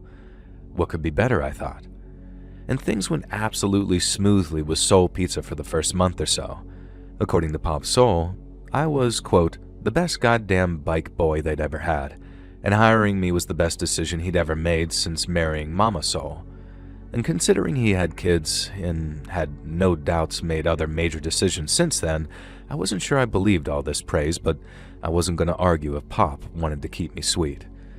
Now, the free pizza was a kicker too. The first couple of weeks I was too shy to ask for anything but a margarita, but then one day Pop says, "Come on, son. I know you like your pies heavy with toppings. Go nuts. Ask for whatever you want." And so I did. I tried out so many combinations, so many wild pizza mixtures that, by God, I wish I could remember some of them, because I swear if I could start my own pizza chain with pre-made pizzas using toppings that nobody ever thought of before but are absolutely heaven-sent. Now, unfortunately, the events that happened a few months into my time at Soul's Pizza kind of made me forget everything that had gone down, other than the incident. Now, I still remember the fateful order that kicked everything off, though. It was a double pepperoni with extra cheese, side order of garlic bread too, and the delivery address was downtown, somewhere I wasn't familiar with, but I checked the location on a map. Yeah, no MapQuest or GPS or whatever was back then, and I figured that I could get there pretty easily, so I loaded up the pizza, leaped on my bike, and headed toward what I thought was the optimal route to my location. It turns out the location was a series of warehouses, and I should have realized something was wrong then and there, although it wasn't entirely unheard of that we delivered to places of work or other odd locations. I stopped the bike, trying to work out exactly where Warehouse 13 was in this maze of identical metal sheds, when suddenly a van comes screeching out of nowhere and pulls to a stop inches from my bike. Now, I'm just kinda left confused at this point. So much so that I don't react when the 4 masked men come bursting out of the back of the van and just full body snatch me off of my bike, each of them grabbing a limb to stop me from thrashing and then throw me into the back of the van. Now, stupidly, I remember that the first thing I yelled was that, "Hey, there was a pizza on that bike," and it was going to get cold and had to be delivered before the 35-minute delivery promise was up. Now, one of the 3 masked men who'd climbed back into the rear of the van with me seemed to find this crazy hilarious and couldn't stop laughing. And I guess the 4th man had gotten into the front passenger seat because another of the guys' open palms slapped the dividing wall, indicating to the driver that we should head off. Now, I winced as I heard the sound and felt the crunch of my bike being run over as the van drove forward. And the next thing I know, I felt a little prick on the side of my neck. One of the guys had shot me up with something, and it only took a minute or 2 before I was fully out. Now, after being completely blacked out, the next thing I knew, I woke up in what appeared to be a basement. It wasn't some dirty basement, though. It appeared to be at least carpeted and somewhat high quality, which for some reason I found reassuring in the moment. A couple of the men were there too, and at no point did they remove their masks, which I knew from watching way too many action and spy movies might actually be a good sign.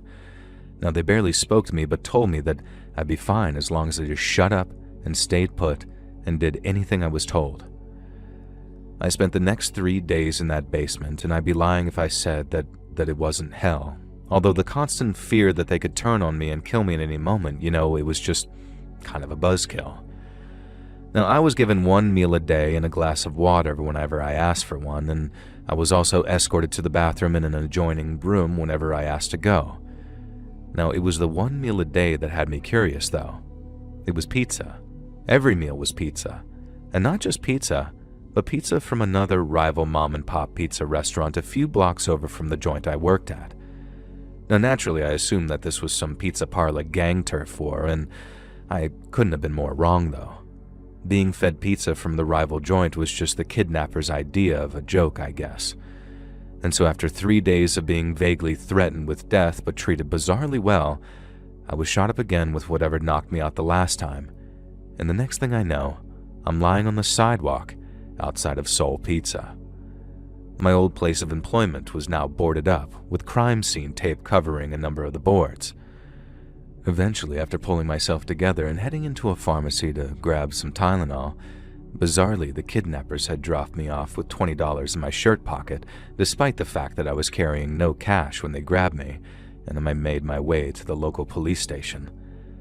And then I told them everything, how I'd been grabbed, how I'd been strangely well treated, and how Soul Pizza was now closed down. Now, the desk sergeant was really weird and strange when he responded. Like, I really had to encourage him to take the details of my story down. And eventually he did so, going through the motions, but then he gave me this sort of knowing look and told me that I should count myself lucky, because the people I worked for, the lovely elderly couple who had been a pizza joint staple since I was a kid, were not good people at all. He then explained that there had been a police raid while I was kidnapped, and wasn't that weird and lucky that I hadn't been caught in the crossfire and ended up safe. And then he asked me to pass his regards to my much older brother, who himself was a cop working vice at another department. Now, it was all incredibly baffling and strange, at least until I spent some time thinking about it. You see, I'm pretty sure that the guys who kidnapped me were the cops, doing a favor for my brother, and I think he'd want to ensure that I wasn't wrapped up in all of that. And so instead of doing what any sensible brother would do by taking me aside and explaining things, he had his cop friends kidnap me and scare me half to death as a way of ensuring that I didn't accidentally get shot and killed. And that's the best case scenario I can come up with anyway. Everything else results in me coming even closer to almost dying, and that's all too hard to comprehend. My brother has sadly passed away now, so I can't ask him, but I'd like to think that he was my guardian angel that day.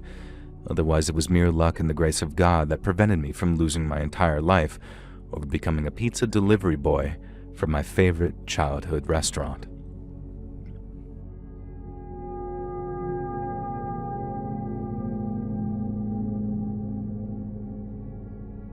When I was a little kid, for reasons I won't go into, I lived with my maternal grandparents around 80% of the time. Time spent with Mom and her various boyfriends was not so good, but on the other hand, Grandma doted over me.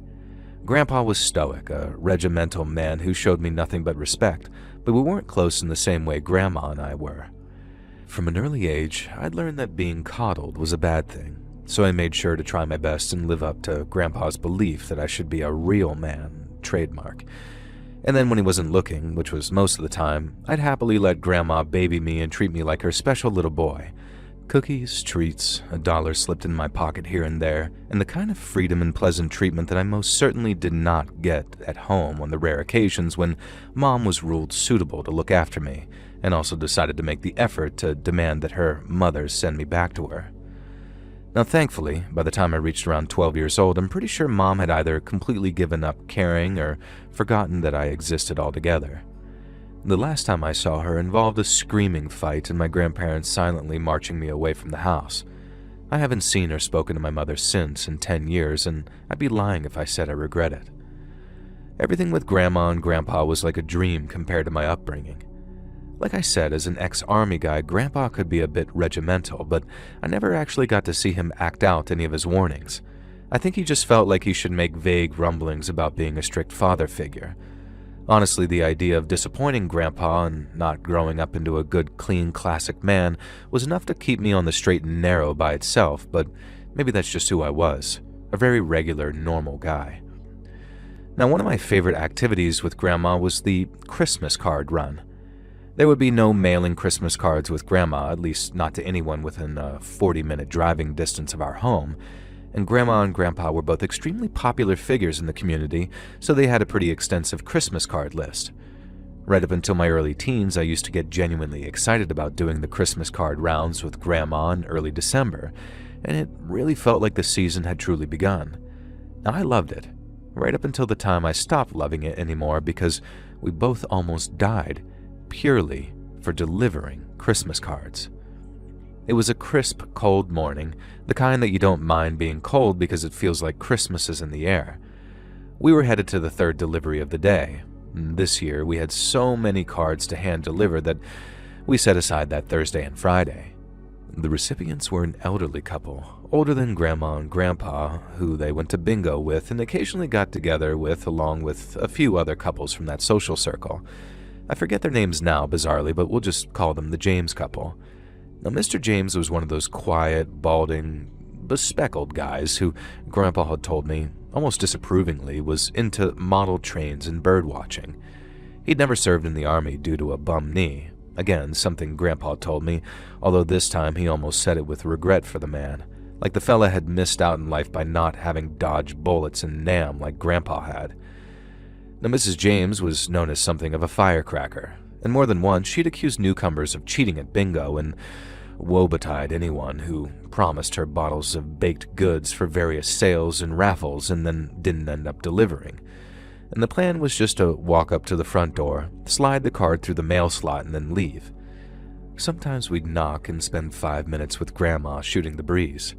But the Jameses weren't really small-talk material, just friendly enough to be on the Christmas list.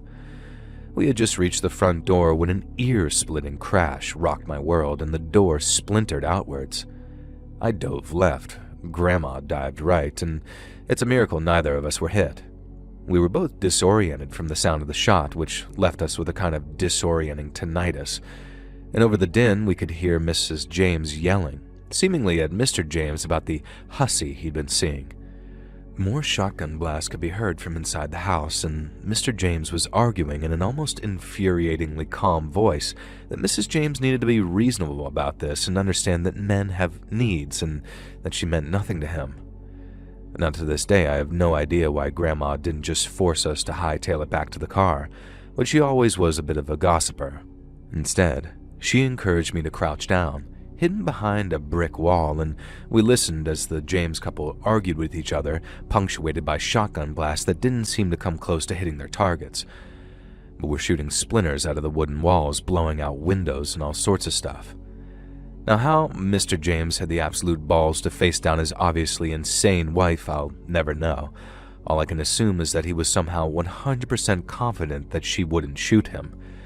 However, they had no idea anyone was outside, and while Grandma made me crouch there, gathering the gossip while I trembled in complete terror, another shotgun blast came bursting through the window right above my head. Now, a piece of the buckshot even clipped my ear, I think, and I started screaming, thinking I'd been shot. And that's what shook Grandma out of her lunacy. She had to get her grandson out of there, and get me out of there she did, and with superhuman strength, Grandma swooped me up over her shoulder and power ran toward the car, successfully managed to open the driver's side door and throw me through in one fell swoop. And then she dived in behind me, and finally, we drove around the block from the James's house. Now, these were the days before cell phones, but thankfully someone had called the cops, and suddenly screaming sirens and lights came charging down the street.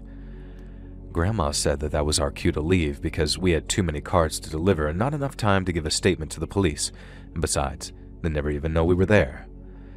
A long story short, I had nightmares for months afterwards about delivering Christmas cards that blew up in my hand. Mrs. James was charged with criminal damage, neglect, and mishandling of a firearm, but received a suspended sentence. This was aided by the fact that Mr. James did not press charges, and in fact, the couple stayed together after all that ordeal. Grandma and Grandpa avoided them as best as possible at bingo, though, and did not socialize with them anymore. They never admitted to the couple that we'd been there that day, and frankly, I'm glad because I'm not sure that I could have stomached having to face Mrs. James again as she tried to apologize for almost accidentally killing us. We still continued delivering Christmas cards together for the next few years, until my high school studies meant that I was a little too busy to spend as much time with Grandma. But I'm happy to report that after that insane shooting incident, Grandpa removed the James's couple from her Christmas list, and we never had to deliver to them again.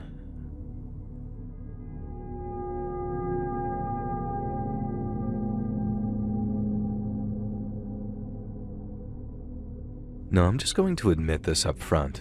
I was an absolute a-hole in college. Like the kind of smug, not quite rich jokester prankster who thinks he's way funnier than he is. And I'm also glad this was around 15 years ago because a few years later, and I genuinely think that I would have tried to launch a career as one of those intolerable YouTube pranksters. You know the ones I'm talking about. Now thankfully my pranking days extended solely to being the class clown, and this led to a certain fraternity paying attention to me and encouraging me to pledge, so I did. Honestly, I loved the hazing. I was the one getting pranked, sure, but it made me the center of attention, and I was always up for going a step further than my fellow pledges. Now looking back, I probably came across like the most cringe tryhard imaginable, and the frat bros scouting me out must have thought that they'd lucked out with a clueless gooner like me. Now, I still wonder to this day whether if things had turned out differently, I would have been rejected from the fraternity anyway, and I kind of think that maybe I would have as the ultimate prank. And so when I was doing my initiation, it was back when Amazon had just gotten really big, and with their meteoric rise, we'd also seen a decline in the quality of delivery drivers.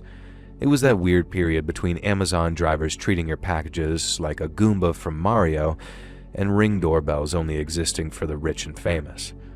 And so regularly, Amazon packages were just free for the taking, dumped into people's yards or left on their front doorsteps ready for some complete idiot like me to come along and swipe them, and then inevitably trash the contents unless it was something really good, which it never was.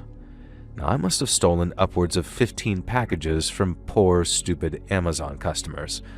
Now, one time I got a box of lingerie, and another time there was this wiener pump, and those are literally the only two remotely interesting things I stole. Mostly I just took people's vitamins, a dog bowl, a little plush toy, and some exercise equipment and other assorted stuff. And then one day, I saw it. A large tantalizing package sitting on a doorstep just there for the taking. It had to be something good, like a microwave oven or a custom kitchen delivery. It just had to be, and I knew it. Now, I could feel it in my bones, so I had my idiot cameraman, another pledge, film me creeping up to do a crab walk in a hoodie and jeans like I was some type of Temu iDubbbz. And then I grasped the package with both hands and yanked it backwards. It exploded. And I don't mean one of those cute glitter bombs that they use now. I mean, it literally exploded.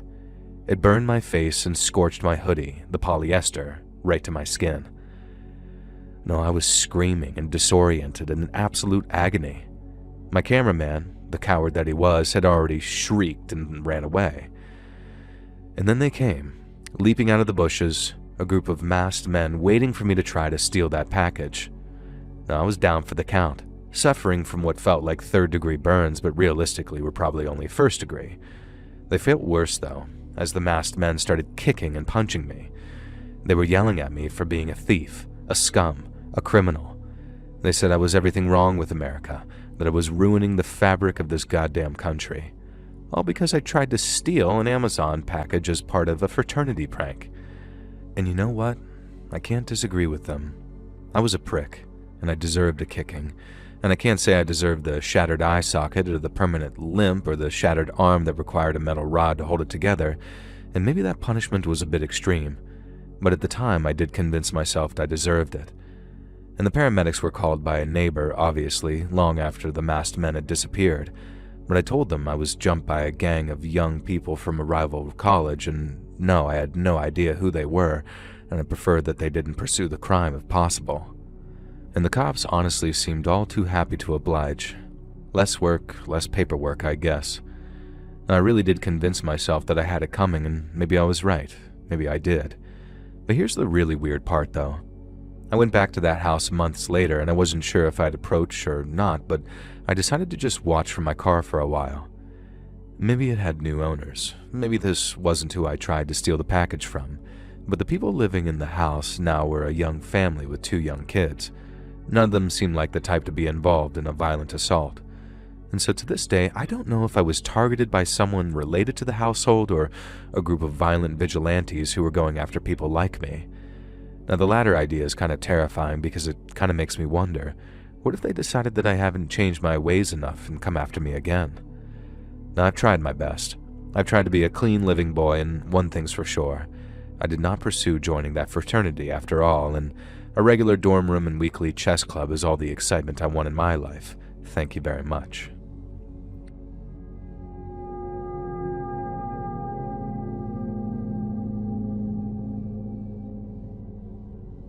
I'm a long-haul trucker, proud partner in my 18-wheeler Lucy, and I have been for approximately 18 years.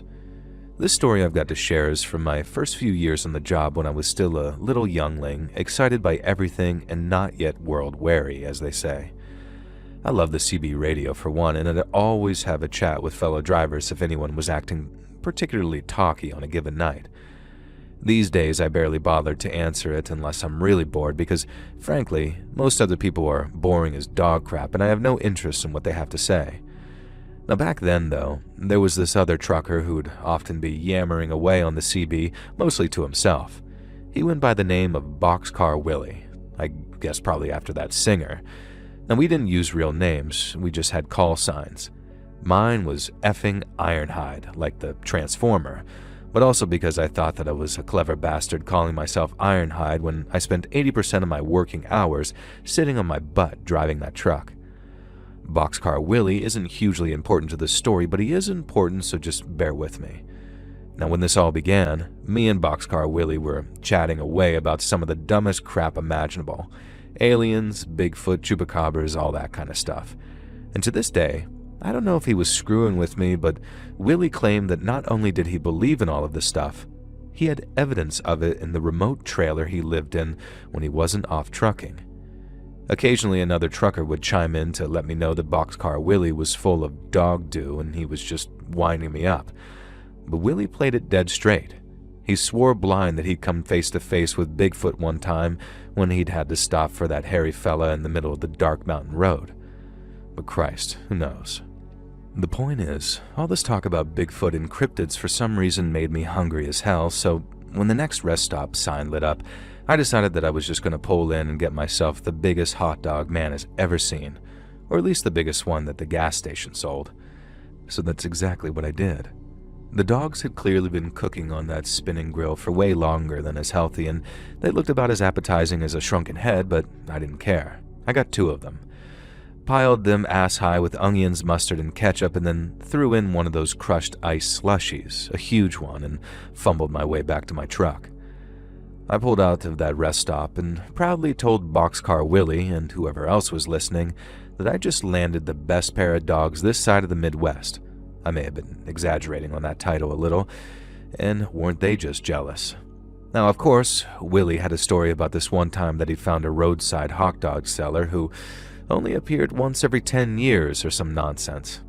He was entertaining if nothing else, biggest liar you ever met who wasn't a politician. Now anyway, my route is pretty straight and clear for the next 100 miles, so I'm feeling pretty safe about munching down on one of my overcooked dogs, wrapped in a bun that was even more disappointingly stale than I'd hoped for. And that's when I heard it, a noise from behind me from inside the trailer. Of course I made the mistake of telling Boxcar Willie, who began to psych me up with tales of cryptids and ghouls who preyed on truckers. Now naturally this was a load of horse manure, but I was unsettled by the sound, if only because I was driving an extremely straight bit of road and I didn't like the idea that some cargo actually came loose. Now after a while the sound stopped and I figured whatever it was had kind of sorted itself out. Now I forget what I was carrying at the time, but it was kind of a heavy electrical goods situation that couldn't really easily get damaged, so I paid it no mind and carried on driving. And then I heard some more noise from behind me. I listened real hard, but by now I'm convinced that there are footsteps in the back of the trailer. I mentioned this to Willie, who of course has a story of something similar, only this one gets under my skin and actually spooks me. Can't even remember the crap that he shared at the time. Now on top of that, I'd finished my hot dog, drank way too much of my slushie, and I needed to piss. And there was no rest stop for miles, so I pulled onto the shoulder, scanned the darkness for any vehicles. There clearly were none coming for quite a few solid minutes, and got out. I took a piss first. I didn't want to pee myself in fear at whatever might be in that trailer. And then I examined the trailer itself. It was fully locked and sealed in a completely satisfactory manner, really.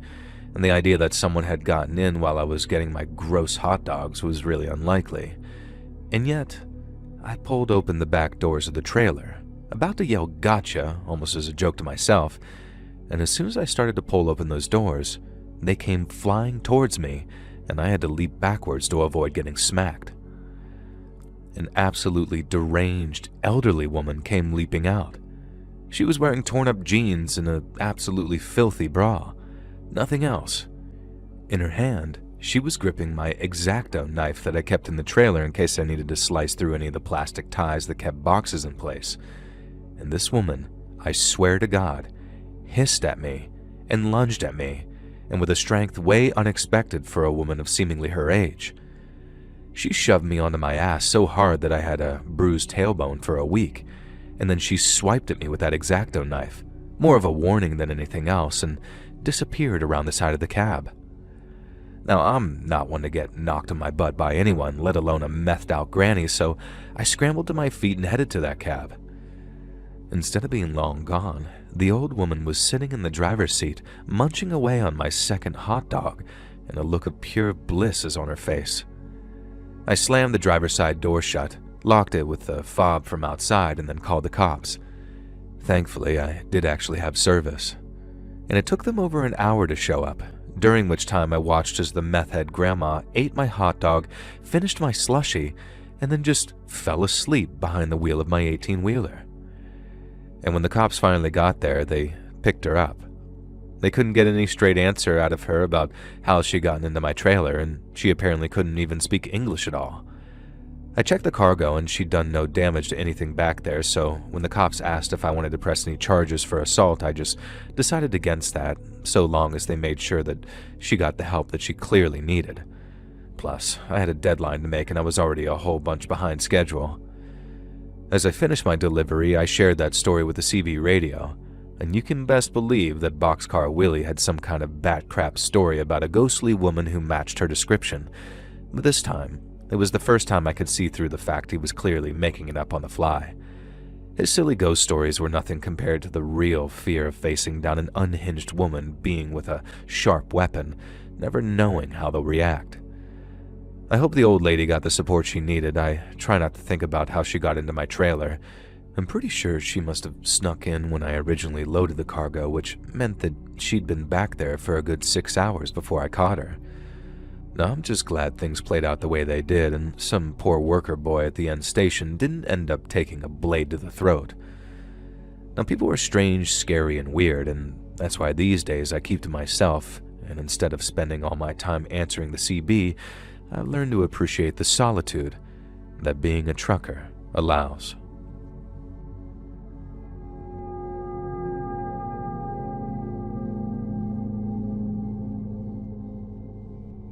This happened to my dad back in the 1960s, and he's given me permission to share it with you.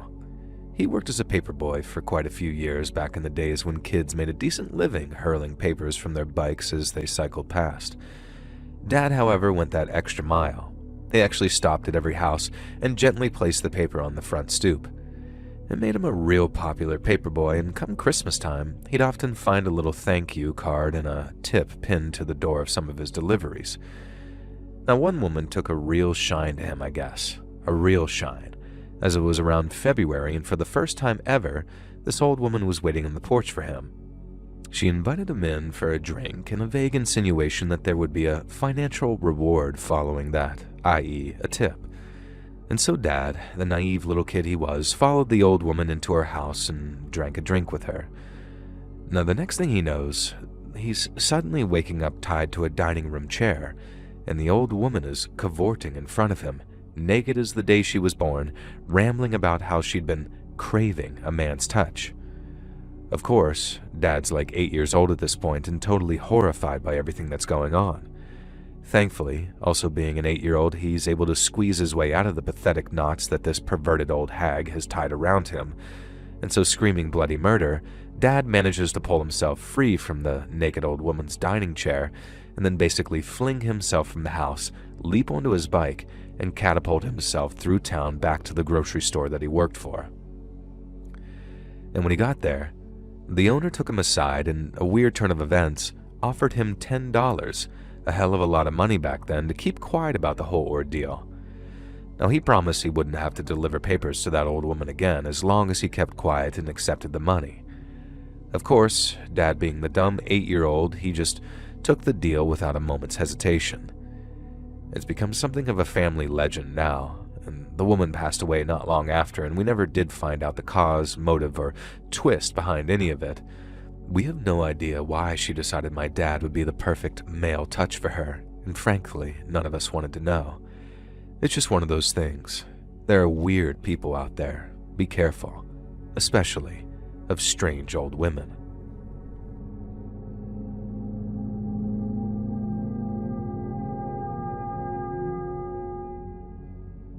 So something absolutely insane happened to me the other day, and I don't know who else to tell other than the cops, obviously, which I haven't done, and I hope you'll understand why. It was like 10 p.m. and I was just hanging out at home alone. My girlfriend was studying, so she wasn't over that night, and I heard a crash from outside and just kind of dismissed it as being the usual neighborhood crap. And then there was a knock at the door. I was a bit unsettled, obviously. I don't live in the safest neighborhood in the world, and so I looked through the peephole, and there's a pizza delivery guy standing there wearing what is clearly the uniform of a very famous pizza delivery brand. I can see over his shoulder that he has a branded delivery van as well, so okay, cool, seems pretty safe. But I didn't order pizza. Maybe my girlfriend did as a sort of treat, so I opened the door to the guy and began to explain to him that I didn't order that myself. Was there maybe some kind of note? Was it definitely the right address, etc.? Now the guy just looks at me, removes the hot pizza from his bag, and then hurls the entire pie straight in my face. Now, it would have been comical if not for the fact it was searing hot. There was melted lava cheese running down my face, and I was suddenly freaking out in fight or flight mode due to the unexpected sudden assault, and I tried to mumble what the F through the pizza that's now dripping off my face and reach up to try and wipe the hot cheese out of my eyes. And that's when the delivery driver aims a swift, hefty kick straight between my legs, kicking me square in the nuts.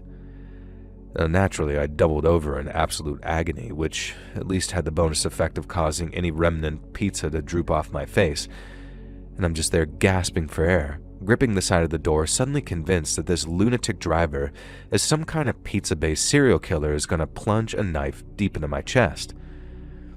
Now, I tried to mumble and ask what the hell was going on, and then I distinctly and clearly hear this pizza guy, who I swear to God sounds like that acne-ridden teen from The Simpsons, go, "This is for my mother, you scum-suck psycho." I'm just absolutely floored. I have no idea who this guy is, or who his mother is, or what I've done to her. Possibilities start running through my head, but I barely have time to consider them when he sort of croaks and squeaks and then says, Oh, I'm so sorry. I've come to this wrong address. I'm so sorry." I managed to look up through tears of pain to see him run through my yard and leap into his very clearly branded pizza delivery car, and then he drives away at full speed. And that's when I realized that the crash I heard from earlier was this delivery psycho driving over my mailbox. And so I went inside and cleaned myself up and thankfully realized that I haven't suffered any serious damage from the scalding pizza to my face.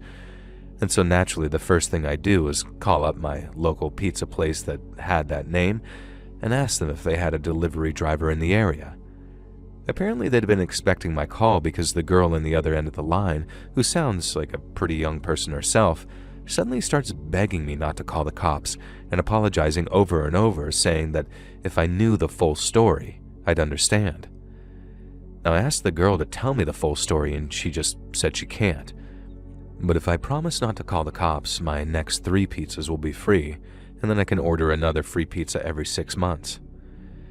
And I genuinely weighed the option. I mean, it would be insane to take them up on that offer, right? But I'm a broke college student at the time. No harm was done. I have a funny story to tell friends, and I'm getting multiple free pizzas out of this deal. Plus, if someone has screwed with my mom in the way that was serious enough to cause this guy to act like this, I guess I can probably sympathize. And so I didn't call the cops, and I took them up on the offer of the free pizzas. The first one arrived tonight. Do you think I did the right thing? I guess I'm just kind of easily bought.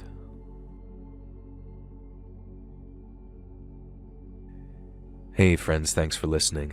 Click that notification bell to be alerted of all future narrations. I release new videos every Monday and Thursday night at 9 p.m. Eastern Time, and there are super fun live streams every Sunday and Wednesday nights.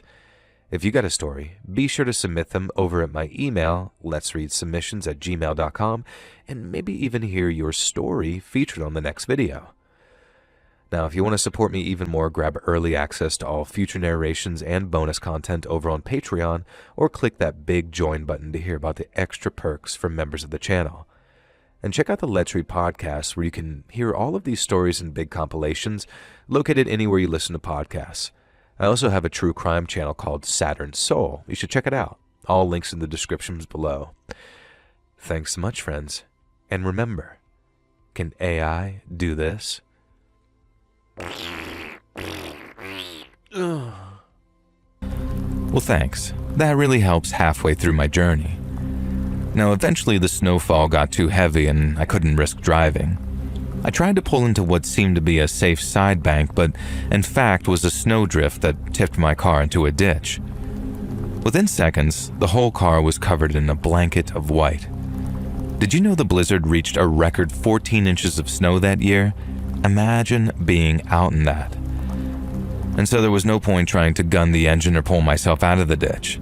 The car was kind of just sort of sideways at an angle, firmly stuck, and of course, I had no cell reception in the middle of a blizzard out in the sticks.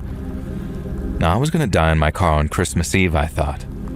I thought about my boyfriend waiting at home for me and the late night that we had planned, and I just sort of sat there and wept. He worked as a paramedic, so he hadn't attended the party with me as he didn't want to call off of work on Christmas Eve, and I was going to let him down by dying like a moron instead of spending Christmas morning in his arms. My teeth began to chatter, and I found every possible wrap, blanket, and piece of material I could in that car to wrap myself up in. I allowed myself occasional blasts from the heater, but I didn't know how long I'd need to conserve the battery, and I had to be careful with this. Whenever I turned the heating on, it would melt the snow on the windows just a little, and it felt like I was there forever. Hours, days, weeks. I drifted in and out of consciousness. One time I woke up and I was shivering so bad that I thought that I was going to bite my own tongue off. Now, I allowed myself an extra long gun of that engine and the burst of the heater then. Gradually, the snow melted off the windows, and I can't tell if I fell asleep again, but I had this distinct memory of seeing someone outside in the snow. They were wrapped in deer skins and just sort of prowling the forest. I know it had to be a dream, but you know when a dream feels like a dream? This didn't feel like that. This deer figure stalked through the trees, and they clearly noticed my car, but were pretending they hadn't. I banged on the window, shouting for help, but unable to open the door and too afraid to wind the window down in case the snow burst in and buried me. Now, eventually, this deer-clad figure did approach the window, tapped on it, and then just ran away. All I can remember is some dirty human face. I think I must have been delirious because I have no explanation for this at all, and this wasn't like the middle of nowhere, Finland. It was Oklahoma. I decided the heat was getting to me, so I just shut it off, but I still felt too hot, so I started removing the blankets and coverings that I had on. Somewhere in the back of my mind, I remembered that this was a symptom of hypothermia, that people become convinced they're too hot, but not too cold. And I began drifting, and eventually a choir of angels descended from the heavens, glowing golden and silent through the blizzard. Except it wasn't a choir of angels, it was a rescue truck, and they were here to freaking save me. Now, I won't describe the boring, elaborate process that involved getting me out of my car into one of those shiny thermal blankets and then taken to the hospital with a severe case of hypothermia. So, that's how I spent Christmas Day that year, in a hospital, making sure that I had enough fluids and didn't go into shock. My paramedic boyfriend didn't leave my side and brought me some of my gifts to my hospital bed. And it was actually one of the best Christmas days ever because the night before, I was certain that I was dead. And not being dead in a ditch is one of the best Christmas presents you can ask for.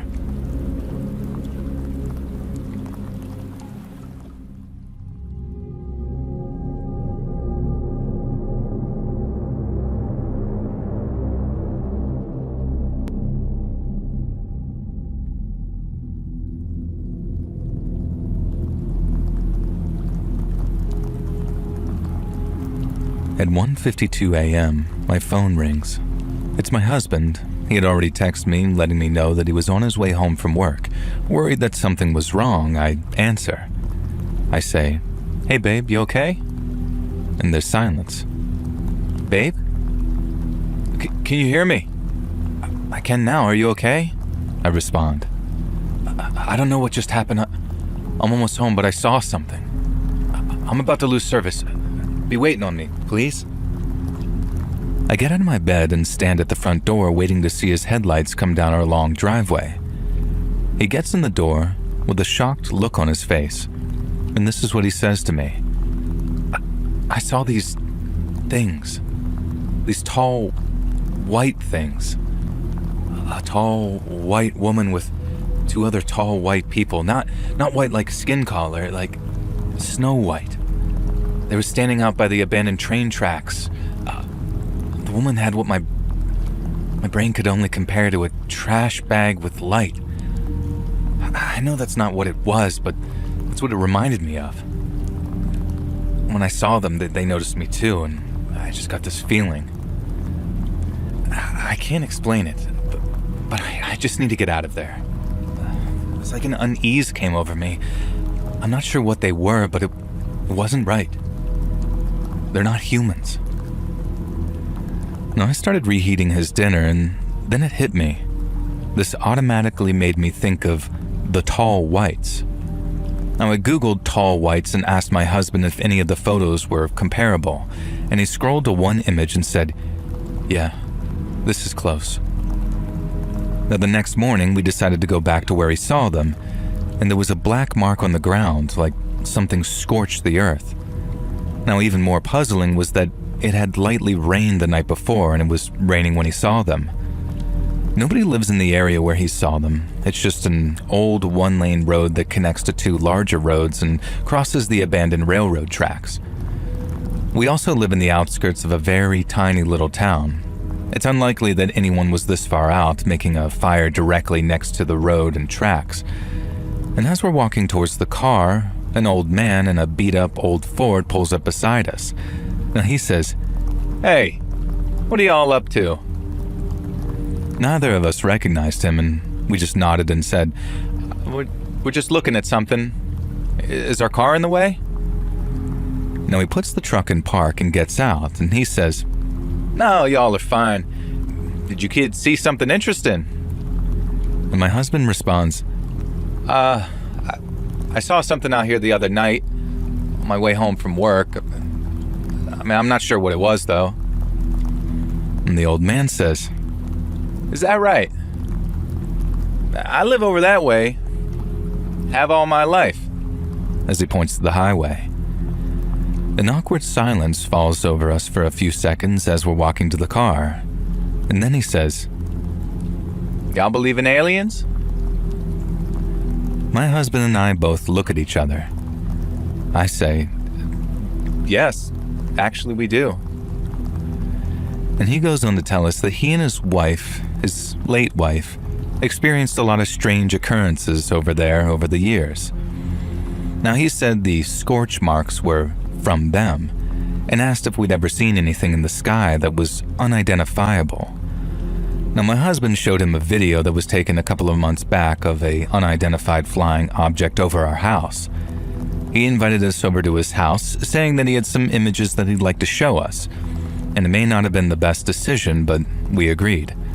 Now my husband actually has his carry permit, so I wasn't too worried if anything weird went down.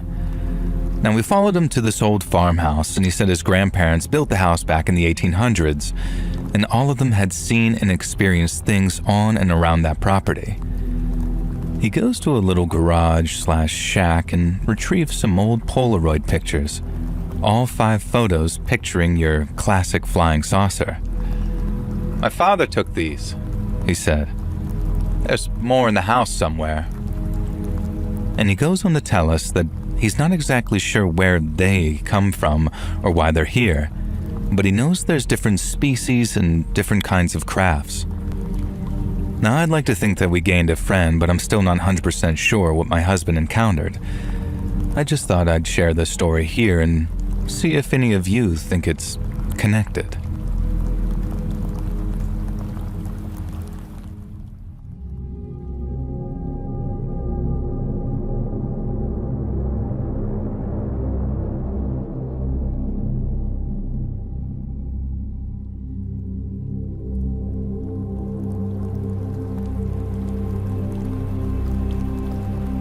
So I'm actually the son in the story, and it was a tale my dad told me many times from when I was a kid. I'm going to write it from his perspective as he dictates it to me, though, because it makes more sense listening to it from his point of view. And I asked him to write it down for me, but he said, "I'm not writing out all that crap for some Facebook Minecraft pod channel nonsense." He's 65 now, and I have no idea how he knows what those things are, but I just told him that I'd write it out for him. And he also cannot get his head around the fact that you are not Markiplier and that other YouTubers exist, so I'm writing it exactly as he dictates here. So anyways, hi Markiplier, or whoever you are. This happened back in the day. Our family stupidly decided that we wanted a real Christmas tree that year. Now trust me, don't bother. It's messy as crap and, well, I guess it could lead to the kind of thing happening that happened to us. We drove out to a certain national forest. Me, the wife, and this little bastard here writing this all down. Now please note, I love my son very much, I just like giving him a bit of crap here and there. And so we were just going through the national forest when I found it, the perfect tree. Out came the axe and I began swinging like a woodsman out of old. Paul Bunyan would have been proud of me, whacking and thwacking away at that tree trunk like a pro. And suddenly, I heard a sound. A sort of spluttering, horrified scream of, "What the F do you think you're doing?" A big, fat, older couple came waddling their way through the trees, dressed up in winter gear. The man was red-faced from exertion and years of enjoying a bit too much to drink. He pointed one fat, bloated finger into my chest and told me I was not, I repeat, not, allowed to cut these trees down. I replied that in fact I was allowed to cut these trees down, and this part of the forest allowed it. And I even produced the necessary paperwork proving it. Now, in fairness, not everyone knows that certain parts of certain national forests allow you to cut down Christmas trees, so I came prepared. The man took the paperwork from my hands, and instead of looking at it, he threw it down into the snow and just stomped on it like some stupid toddler. Now, my wife was seeing red. I'm the calm one of the two of us, but she comes up to this guy and started giving him an earful. How dare he lay hands on her husband, and how dare he accuse us of false crimes? Now, he began to stutter, and my wife continued to yell at him, now for getting spittle on her face. Every insult you could think of she was throwing at this angry old busybody. Now, I looked around for my son to check that he wasn't too upset by this whole ordeal. I didn't see him, nor I realized did I see the fat wife of the angry man. I scanned the forest, and there they were in the distance, the egg-shaped woman waddle running away, holding my son's hand and dragging him along.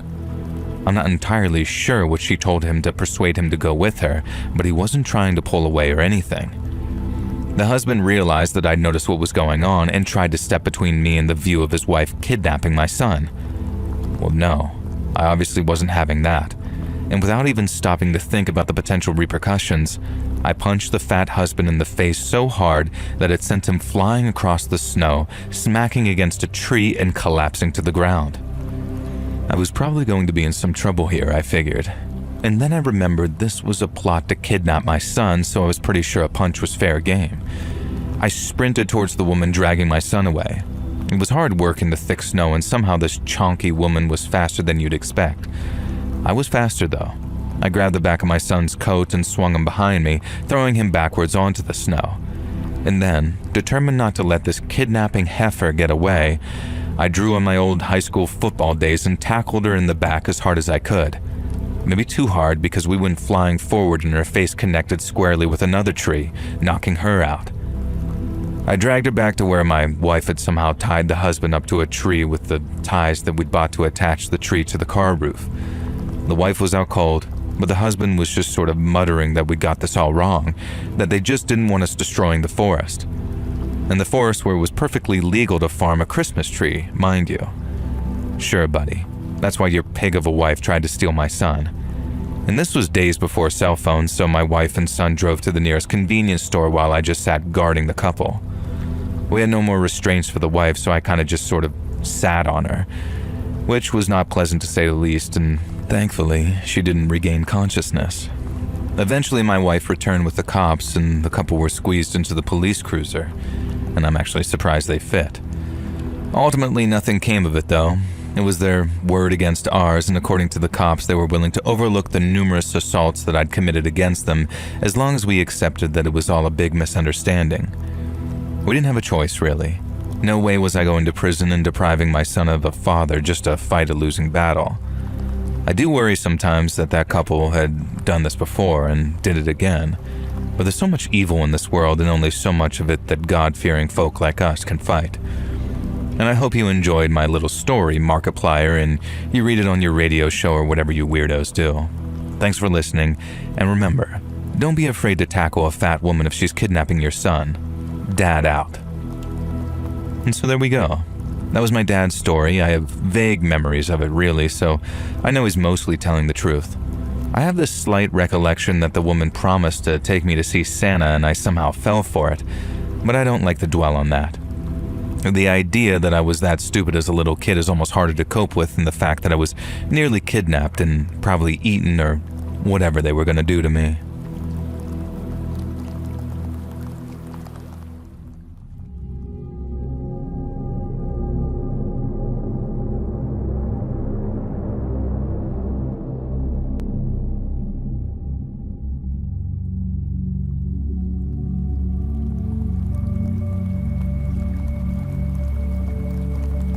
So there's this woman, Paula, we'll call her. She's maybe 5'4", 85 pounds, originally from a country in South America, and freakishly strong. I used to take yoga with her, and we did aerials and pole together. And she's also nearing 60, but you would never guess. She's so fit and tiny and almost ageless in this very intense, wiry, even vibrant way. But I've never quite known what to make of her. I wouldn't say that we were close, though for a little while we started to get closer because we were around each other a lot. The thing is, she started subtly mirroring me. Doing her hair like mine, painting her nails the same color, styling herself in ways that felt oddly specific. She even bought me clothes, and it didn't feel like some sweet gesture. It felt off, like she wasn't admiring me, she was trying to wear me or be me. And then one day, we were at open pole together with one other person there, and the studio doesn't have dim lighting, it's actually very bright and fluorescent. And when she was doing this sort of sideways pole sit, and I could feel her watching me. We are both extremely flexible, but I have this sort of connective tissue disorder, so I have a slight edge on her, which isn't a big deal, but she is extremely competitive, probably even a covert narcissist. Now anyways, I'd just done something kind of splitty, and as I turned around to smile at her because it felt like she was looking at me, and when I did, her eyes were completely black. I mean fully black.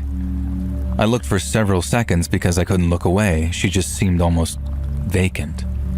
Not checked out, but absent, like she'd gone somewhere momentarily and she was temporarily checked out. But yet it also felt like there was something in her place, an almost energetic placeholder. Something else seemed to be looking out through her, but it wasn't necessarily an intelligent being.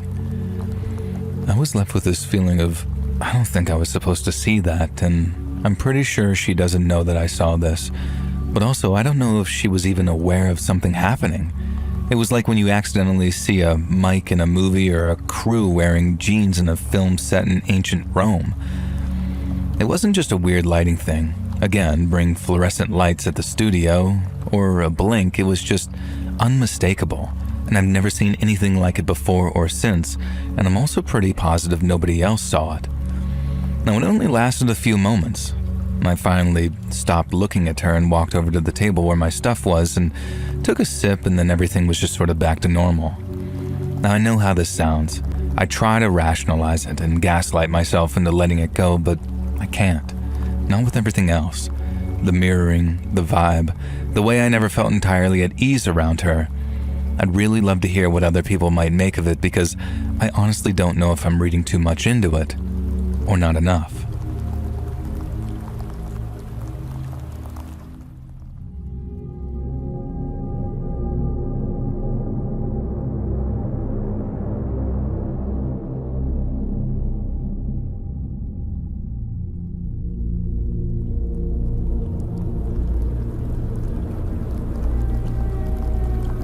So many years ago now, I worked in a little craft store, and it was coming up to Christmas.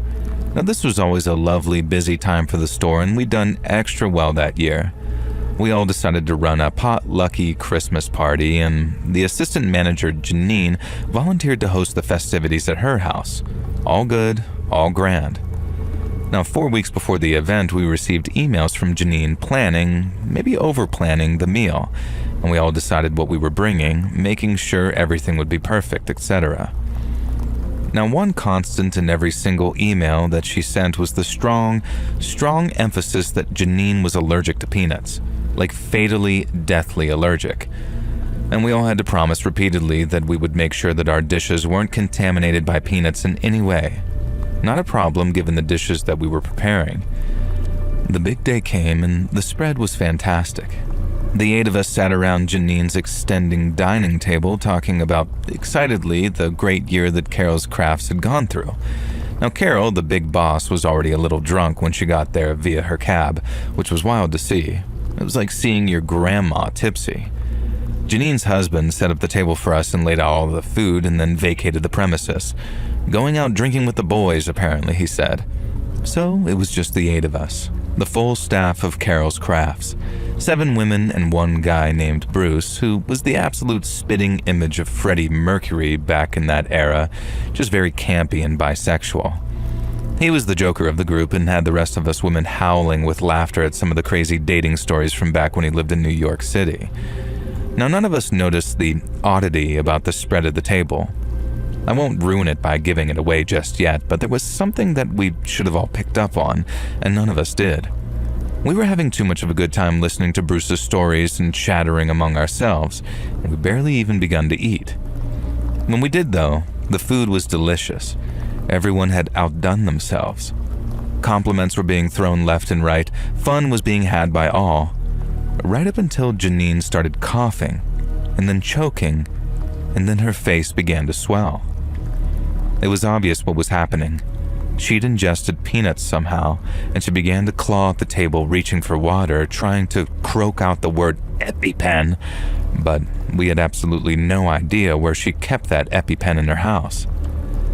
Suddenly, Carol was on her feet, reaching into her purse and producing an EpiPen out of nowhere. Later, she'd claimed that she'd always carried one with her, as the boss, knowing that one of her employees had a peanut allergy.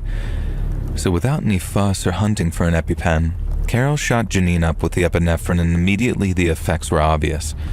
She started being able to breathe again, and the swelling stopped. That wasn't enough, though, so we called 911, and an ambulance was there in minutes, and she was taken to a hospital and treated. And that wasn't the end of it, though. Long story short, the doctors discerned that Janine had fully consumed peanuts, and that her reaction had been far too bad for minor contamination. That meant that one of the dishes that she'd eaten had contained an actual large amount of peanuts. Janine insisted on getting the cops involved because, after the repeated numerous warnings, it felt like an attempt on her life. I can't blame her. It was determined that the meatloaf contained ground-up peanuts, and more than enough to be deliberate. But therein lay the big mystery, and the thing that we hadn't noticed throughout the whole meal. The potluck should have consisted of 8 dishes, and there were 9, and all of us denied bringing the meatloaf, and we all explained which dish was ours. Now, time passed and we went back to work after the Christmas break. Janine kept dropping comments and remarks suggesting that she believed one of us had brought the meatloaf as well, and then we started suspecting each other. Had Bruce finally gotten sick of Janine's OCD and how the shelves were stacked? And what about Carol? She conveniently had an EpiPen on her person, despite having no need for one. Was it really just a thoughtful gesture for an employee, or had Carol merely wanted to ensure Janine didn't die, but let the allergy serve as a warning? And then there were all the other staff members. None of us had a problem with Janine, and we were all like family, but someone had certainly tried to harm or kill her. Carol's Crafts wasn't the same after that. We all suspected each other, and just when it felt like we'd moved on, someone would bring up the peanut meatloaf and would all start again. And this broke Janine. She started referring to us as potential killers and talking openly to herself in the break room about how her colleagues wanted to end her. In the end, Carol had to ask to leave, and honestly, we were all kind of relieved after that. Maybe that would be the end of it. But then Carol gathered us all in for a meeting and told us that as sorry as she was, it was weighing on her too. She explained that she'd gathered enough of a nest egg to retire, and that the stock was being sold off to another craft store in a different state, and there would be no new owners, and Carol's Crafts was closing for good. I suppose when you're all surrounded by an attempted murderer, it's inevitable. We never did find out which member of Carol's Crafts tried to kill Janine, and before you groan at a lack of conclusion, that's because the answer was none of us. Maybe you've worked it out already, but the culprit was Janine's husband, Paul. He'd prepared the table for us while we all had drinks in the living room, and this included secretly heating up a meatloaf he'd prepared earlier while Janine was at work, into which he'd crushed dozens of peanuts.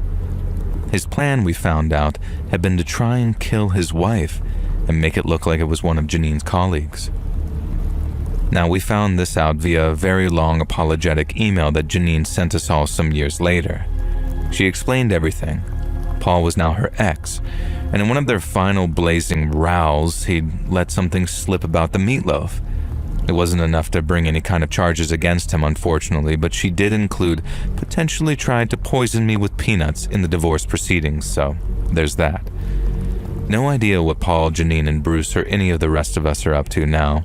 I do know that Carol retired to Florida and passed away during the pandemic, ironically by being hit by a bus and not the virus, according to Facebook, but I wish them all the well.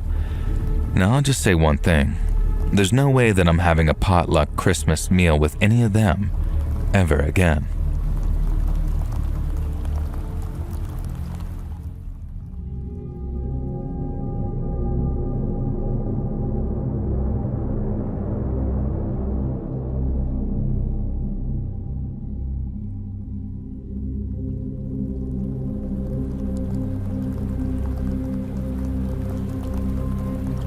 So when I was about 8 or 9 years old, I was laying in the front bedroom of my great-grandparents' large home my mother inherited.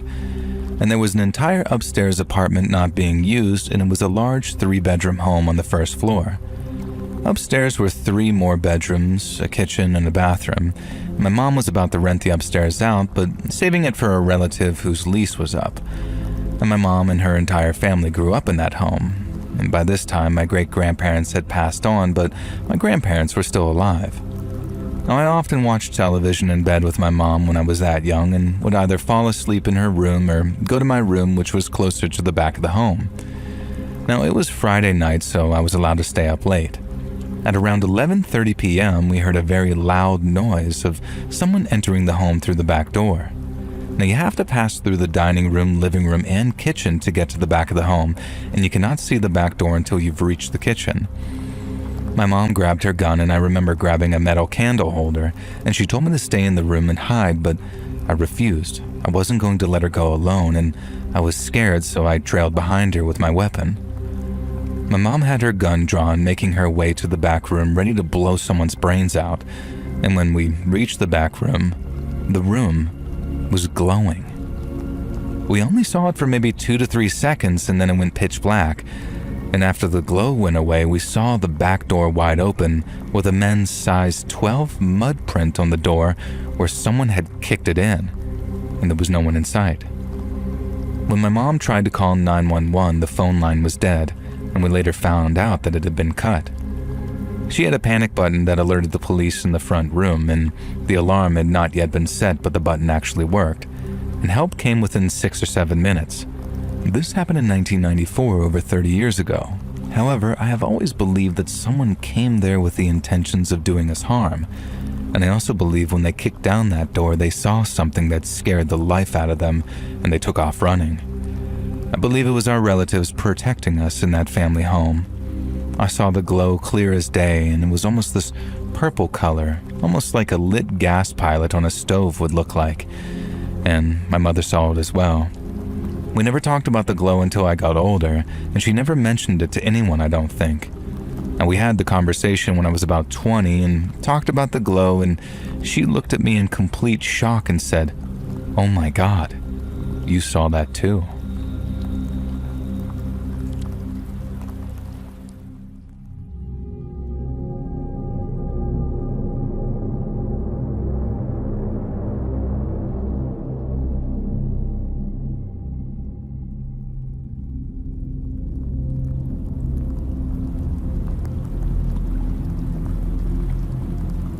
So I'm a woman in my mid-20s. Usually I live with my boyfriend, but he was away for work, returning home on Christmas Eve. And this story takes place a few days before Christmas Eve. I was just chilling around the warm, single-story house in my PJs, and the place was decorated for Christmas, and I was excited for my boyfriend to finally get home on Christmas Eve and see it. Now, I'm not sure exactly what I was doing when I first heard the noise, probably watching some crap on Netflix, but I heard what definitely sounded like footsteps on the roof. Now, you know how it's not at all weird to hear strange noises around a house. Buildings, new and old, can shift and settle, especially when the temperatures change. Plus, there could be squirrels hibernating in the roof space. Even a single-story house has one. And whatever, bros, as long as you don't bother me, I'll let you warm yourselves up there. Now, my friend called, and we were chatting and gossiping about various crap, including whatever show I was watching on Netflix, which makes me think it was probably 10 Reasons Why, because I remember I was complaining about it so much that my friend laughed at me for raging like I was on Twitter. And then I just happened to mention the footsteps that I'd heard on the roof earlier, and she joked that maybe it was Santa coming early and he was gonna slide his sack down my chimney. Now, we chatted a bit more and hung up, and I went back to watching my crappy show, and then I heard it again. Definite footsteps on the roof, though, it seemed, and it sounded like someone was sort of pacing back and forth, and then at one point running around almost in a circle. What the hell, I thought. Now, wrapping myself up in my winter coat, I went outside to see if I could see anyone or anything on my roof. Of course I couldn't, but then being a 5'3" woman, I could barely see the roof in the first place. I would have had to get a ladder out of the garage, and there was no freaking way that I was doing that in snowy weather, just in case there was a dude on the roof. Besides, what could he actually do on the roof? So I just went inside. Big mistake though. The guy on the roof must have seen me, even if I hadn't seen him, and this apparently sent him into a frenzy. It was like he was running around on my roof like some maniac, doing laps or whatever, but why? I have no idea, but it was incredibly unsettling and terrifying, and very scary since I was home alone. So this guy did not stop running around up there for a good half hour, which caused me to go out again and look. Now this time, I saw him. He was wearing a filthy Santa suit and had the build of a meth addict. And he saw me too, and he pointed right at me. Then he started shrieking about how I was on the naughty list, and that's why he'd been running around on my roof for the past 2 hours. When I thought about it, I had no idea how he'd even gotten on my roof. It's not like you could climb up onto it without a ladder, and the ladder was definitely in the garage. The only thing that I could think of is that he'd somehow taken a running jump from a neighbor's roof and managed to make it. Either that, or he actually was Santa, I guess, but that would mean that Santa was a filthy, emaciated meth head with rotten teeth and a bizarre roof exercise regime. Thankfully, I had my cell in my coat pocket, so I pulled it out and dialed the cops right in front of him, keeping eye contact with him the whole time. I guess there was a danger that he could have leaped off the roof at me and somehow avoided injuring himself. Or as I thought of later, he could have thrown something at me, but thankfully I didn't consider that at the time. Plus, with how cracked out this guy obviously was, I'm pretty sure that he couldn't have hit a barn door with a banjo. And when I got off the phone with the cops, I told Meth Santa that they were on their way.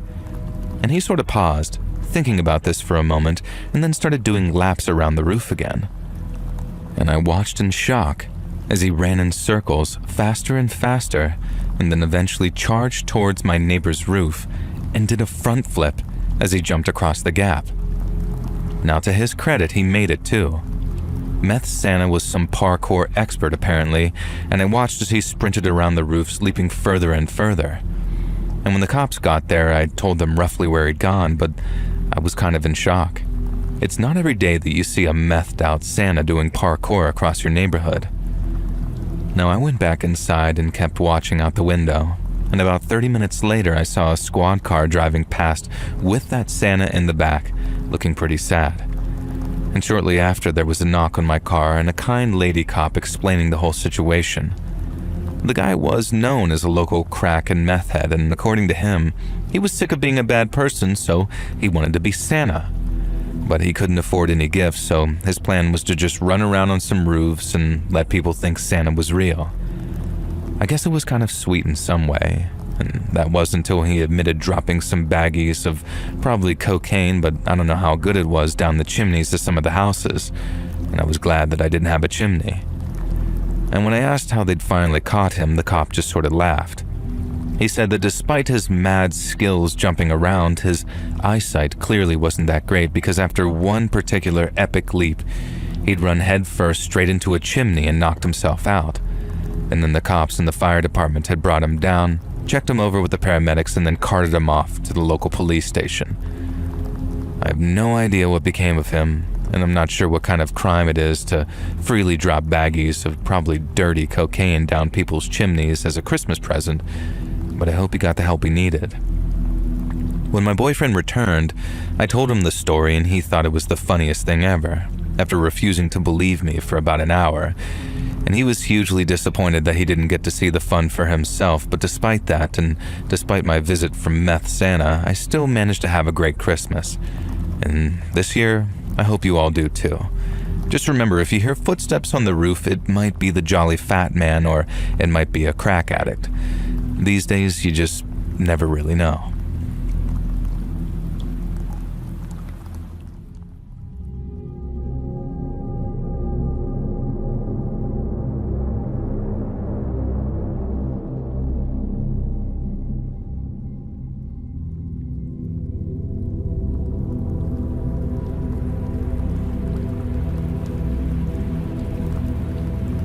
From the time I was 7 years old until I was 12, my family lived in the front house and my aunt lived in the back house. From her living room, I could see out the front door. I began to notice that almost every night, I would see an older man wearing brown mechanic overalls and carrying a lunchbox stop at our front door. He would pause as if he were unlocking it and then enter the house. I told my aunt about the man and she told me to let her know about it the next time I saw him. The following night, she was watching with me when I saw the man walking up our driveway. I called my aunt and we went outside. I asked her if she saw him and she said that she did. We walked to my house and watched as the man stopped at the door, unlocked it, and entered the house. We followed him as he walked into the kitchen and placed his lunchbox on the counter. He turned around, almost facing us, and then disappeared. This happened for years until I decided to ask our neighbors, an elderly couple that all the neighborhood kids called Grandma and Grandpa, who had lived in the house before my family moved in. Grandpa asked me why, and I told him I was just curious. He told me that a man named Kenneth had lived there, and he was a mechanic and had a garden in the backyard that he loved. I asked why he moved out if he loved the house so much, and Grandpa told me that Kenneth was coming home from work one night when he died in a car accident. He never made it home. I said that was sad and that I hoped that he hadn't gone through any pain. Grandpa said that he passed instantly as soon as the two cars collided. I told my aunt what Grandpa said about Kenneth, and she told me that maybe I should talk to him about it. I was 12 years old and had been seeing this man for years. He never scared me, so I decided to try. He usually showed up at around 6 p.m., so I waited at the front door for him, and when he walked up the driveway, I spoke to him. I said, "Hello, Kenneth. You had an accident and never made it home from work. My family lives in your house now. You're free to keep coming back here every night, but there's a beautiful garden waiting for you on the other side. You're free, and I know that you miss your garden." Kenneth looked at the house and then down at the ground and then up at the sky. He disappeared for the last time and we never saw him again. I told my grandma and grandpa what I had done, and Grandma said that she had seen him walking down the street, but he always looked right through her. He heard you. He saw you, she said. And that is a very special thing. Don't ever forget that.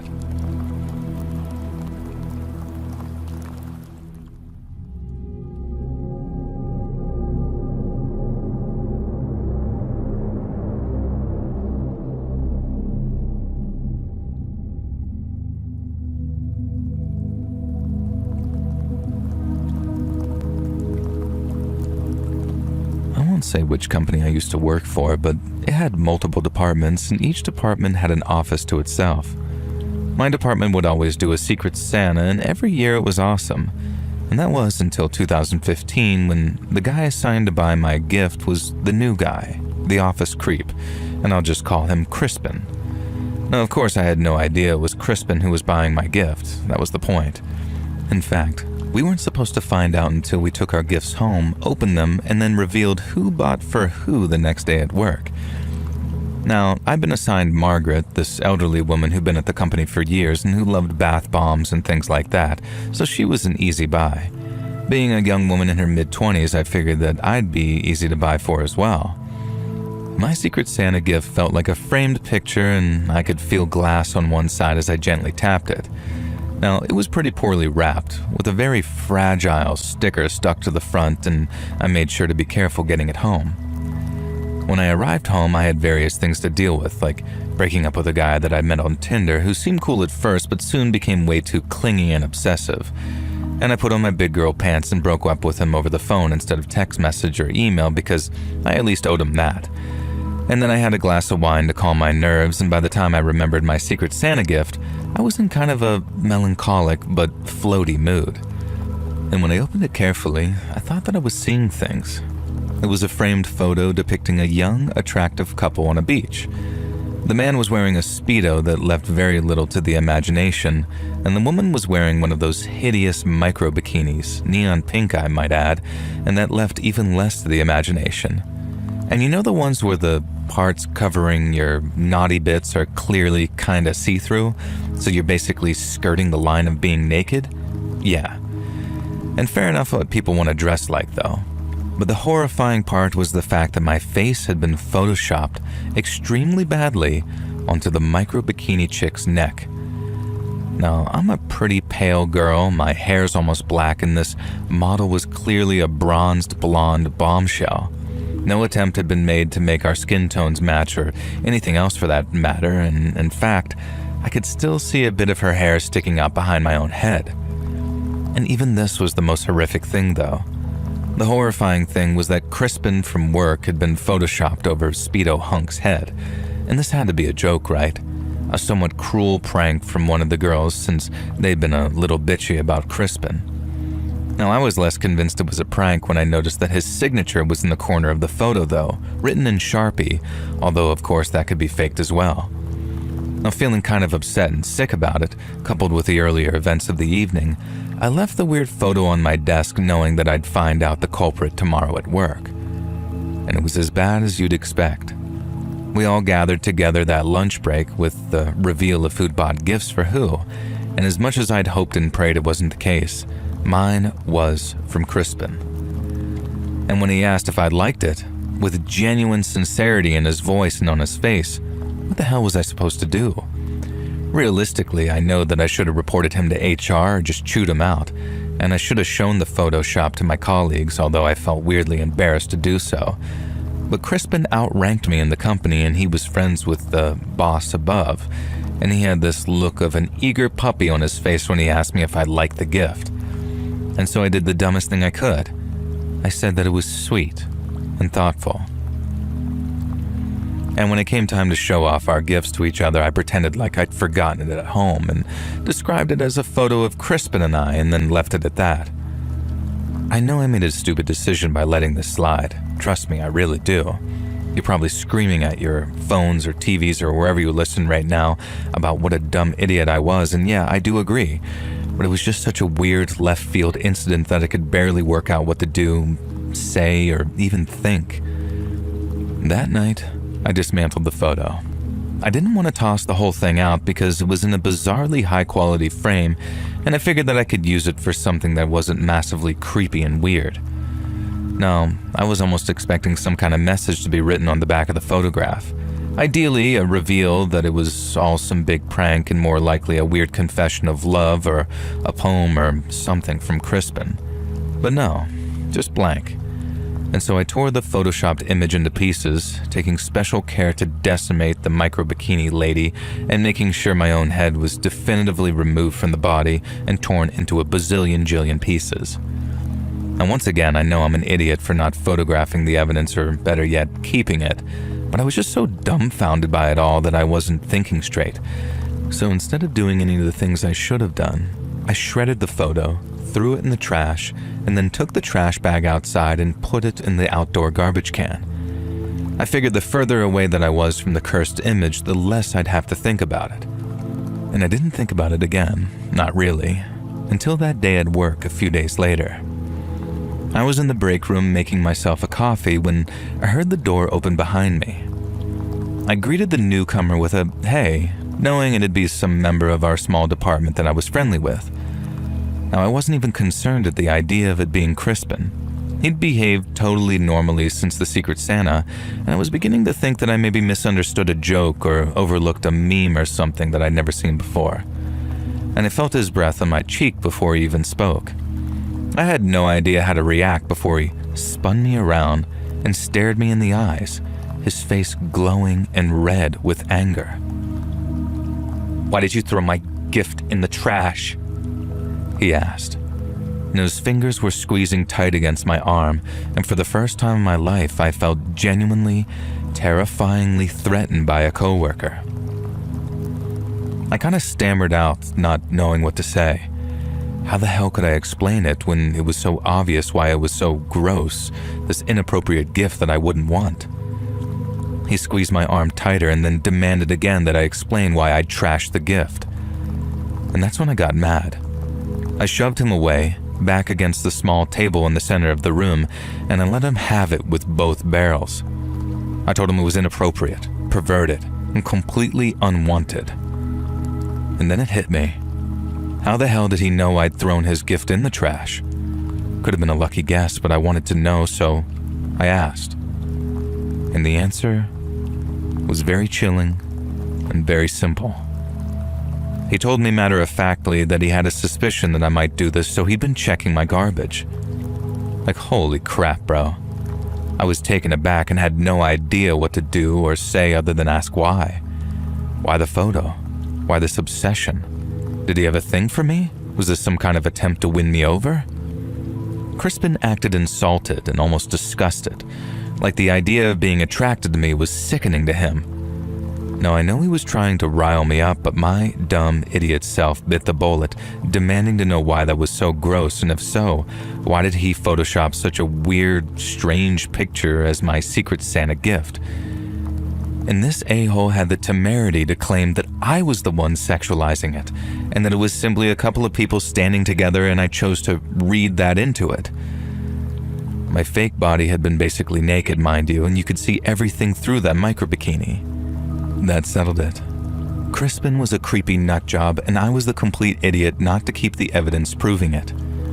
Turns out that didn't matter though, because a minute later, Crispin had grabbed me completely out of the blue and was trying to force my face towards the stovetop, which I'd just used to boil some hot water for tea.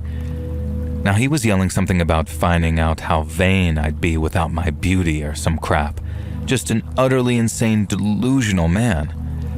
I tried screaming for help, knowing a couple of other coworkers had to be nearby. Thankfully, the first person to burst through the door was a guy named Greg, the department manager.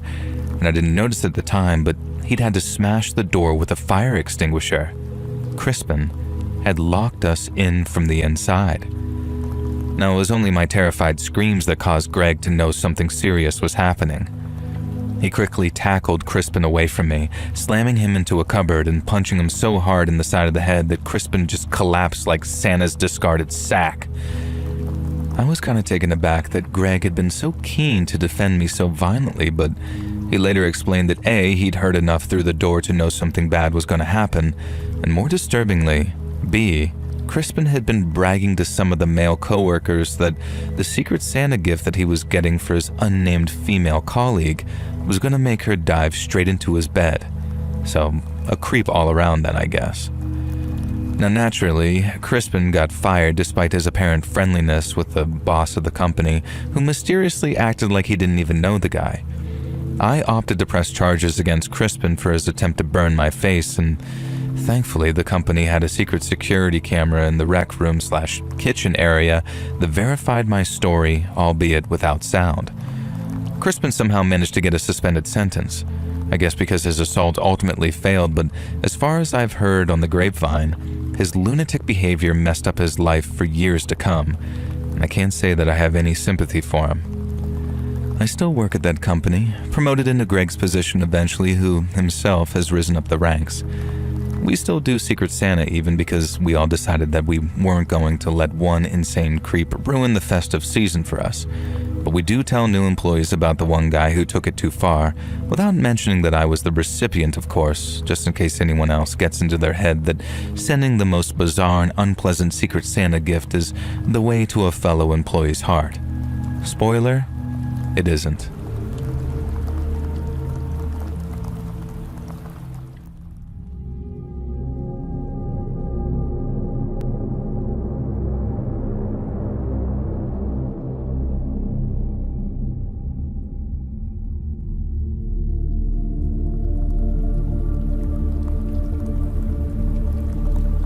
So some years ago, my wife was caring for an elderly friend's mother during her final days. My wife has worked in care for many years, and as our friend's mother had advanced dementia, was entirely nonverbal and bedbound, the family needed some professional support to best help care for their mom.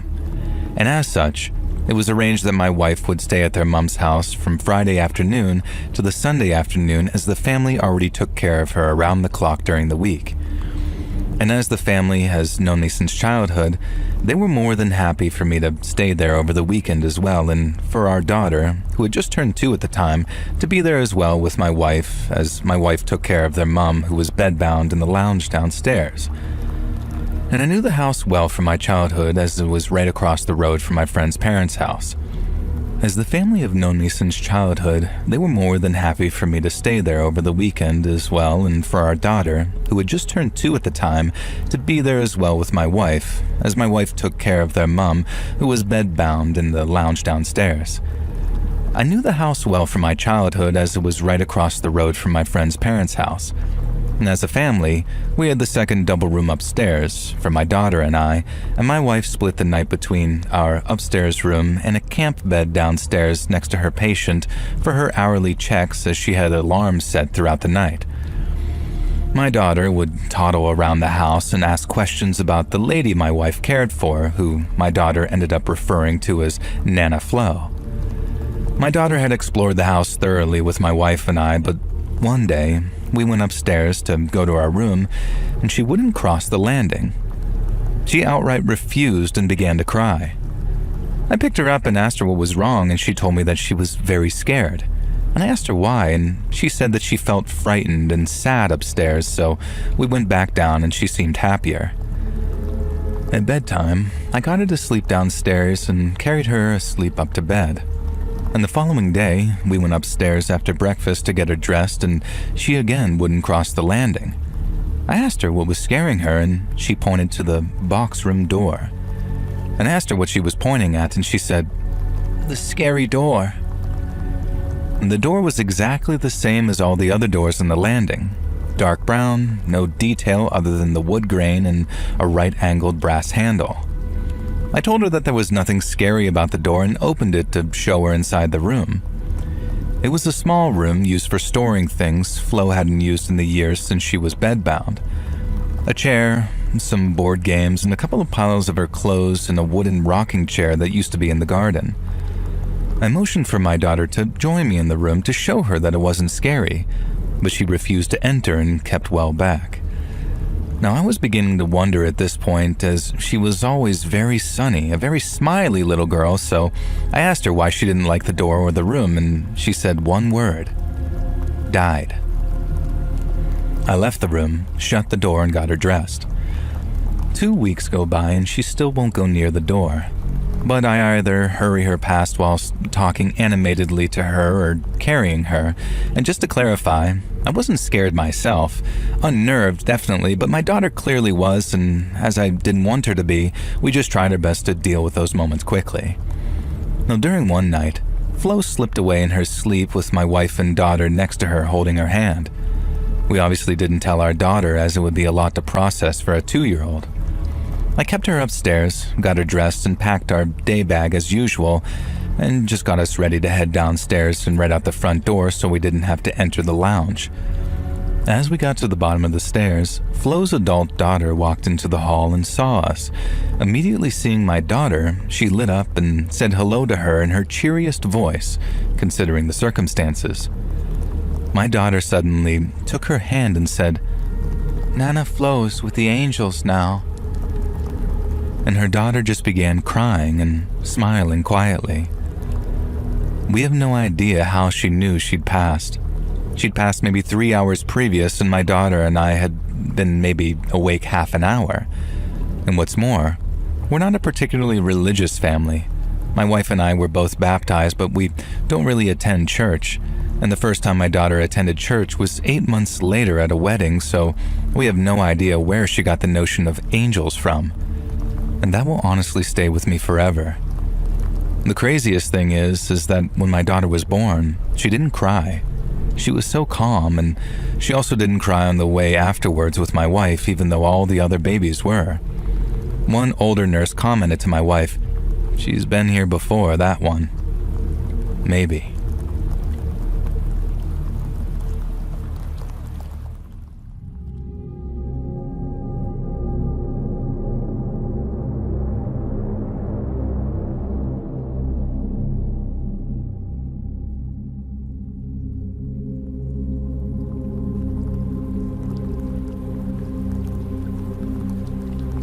I really can't get my head around why someone would actively want to hurt and scare children in the way that some people do.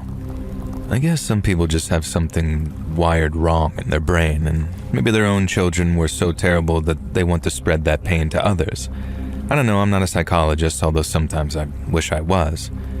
Now, I especially can't wrap my head around the kind of person who would try and ruin Christmas even further for kids who already have nothing. And this whole preamble is a setup for a story about an incident that occurred when I first started volunteering for Toys for Tots. You'd be surprised how many gifts that we'd receive that were either damaged, non-functional, or otherwise simply not following the rules that allow us to pass the gifts on to needy children. Most of the time, it's just people trying to get rid of their unwanted junk, looking like a saint while doing so. That's why these initiatives usually don't allow open products or anything that could have been tampered with. I see people complaining online that we're ungrateful for not accepting anything but brand new sealed toys, but trust me, there are good reasons. And when I first started volunteering for the initiative, it wasn't a big official Toys for Tots group. It was a small, hastily cobbled together idea from the town officials, in particular the mayor, who was set up for re-election the next year. And as such, the whole thing wasn't very well organized at all, and not only did we allow unsealed secondhand donations, we also allowed people to bring in pre-wrapped gifts, ready for the kids to open, which looking back now is the stupidest oversight we could have made. Now, it happened about a week before Christmas. I was carting a pile of gifts to the storage room when I felt a sharp stab in the palm of my hand. It was immediately obvious that something in the gift itself had stabbed me. I placed the pile down on the table and inspected the offending item. A needle was sticking through the corner of the box and had jabbed me as I carried it. Now, my second thought was, holy crap, I've been stuck by a syringe and I need a blood test. But my first instinctual thought was, why is there a syringe in the children's gift? And so I opened the wrapped present carefully, and then the entire thing was a box of empty syringes. They looked like diabetic insulin needles with all the caps removed so that anyone who excitedly tore the package apart, a young child for example, would almost certainly end up stabbed by these needles. One of them had penetrated the corner of the box, which is what had stabbed me. I called my supervisors in, who immediately insisted that I go to the hospital to get checked out because who knows what those syringes were infected with. And I'm pretty sure that they were brand new needles for insulin designed to scare and hurt rather than infect anyone with anything. But I'd promised I'd go to the emergency room just as soon as we'd checked out the other gifts. Now, this part of the story isn't that exciting, so I'll just tell you now. I was fine, the syringes were clean, and my suspicion was correct. And we unwrapped every gift that had been donated pre-wrapped. 4 of the others used the same wrapping paper as the syringe box. Admittedly, it was a popular design, so we had to hope it was just a coincidence. Unfortunately, only one of the 4 was legitimate, a Bug's Life jigsaw puzzle. And here's the delightful list of things we discovered that some deranged soul had tried to pass on to children in need. At least, I hope and pray it was just one person. Firstly, we found a copy of Shel Silverstein's The Giving Tree. The first few pages were normal, but then the darkness started. All the illustrations had been glued over with adult images, some of it being pretty graphic and hardcore. Now, give this book to a little kid and it either traumatized them or get them into some heavy, weird stuff at a very young age. And next was a doll that had been scrawled on and modified in a way that I'd rather not even get into explaining. It had been placed back into the box with a blanket wrapped around the toy so the modifications weren't immediately obvious either. And finally, and most disturbingly, there was a pretty expensive teddy bear. On the surface, this seemed fine, until one of my colleagues noticed some slightly incongruous stitching on its back. We didn't unpick it ourselves, but when we called the cops and handed the offending items over, we were later told that the teddy bear contained a medical blood bag filled with pig's blood. This happened in the 90s, and security cameras and due diligence were all a bit lax back where I worked then. And we were all devastated that our good deed, collecting gifts for the local orphanage, had been so corrupted by hopefully just one person looking to absolutely ruin Christmas for kids who already had a hard, grueling life. It just destroyed us all.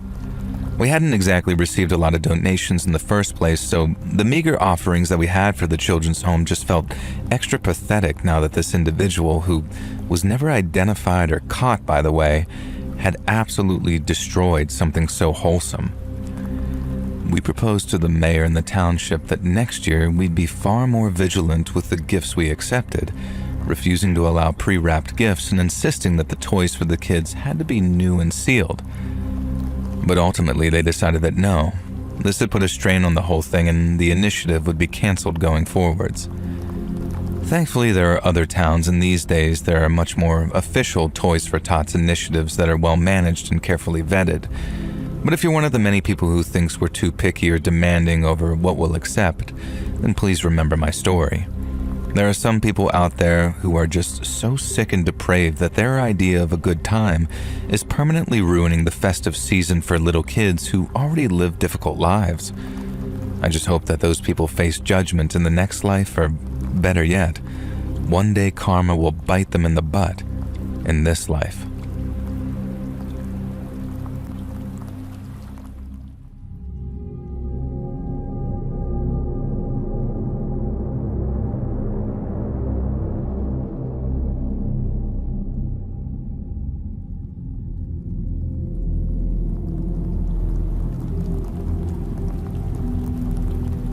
So just some background on my family's beliefs. I am spiritual, and my mother is Christian Orthodox, but a more spiritual denomination of it, and my father is absolutely atheist.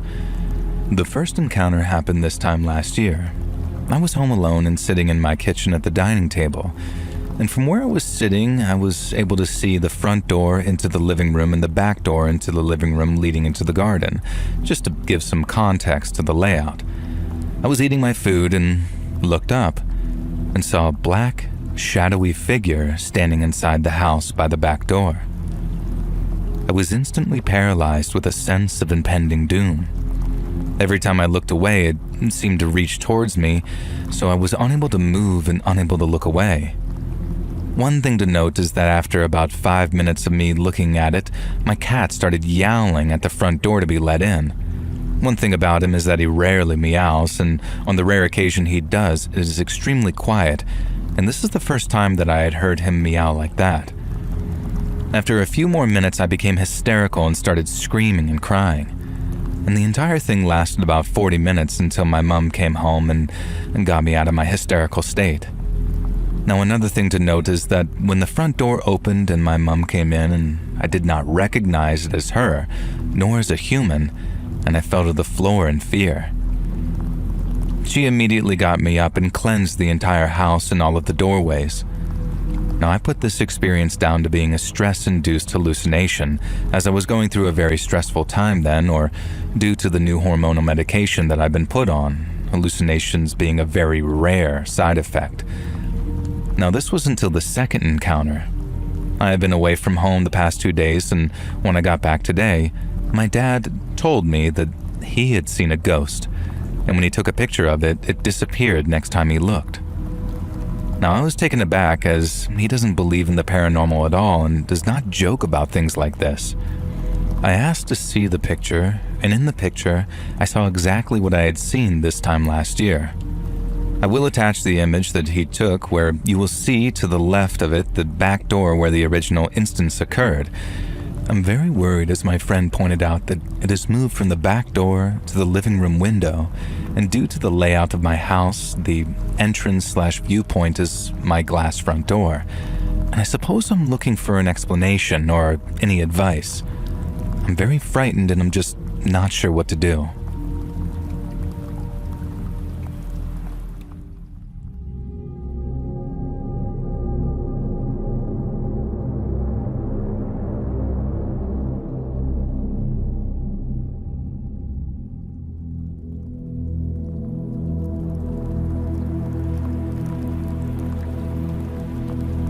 never particularly enjoyed the company of my neighbor, Ronnie, back in the day.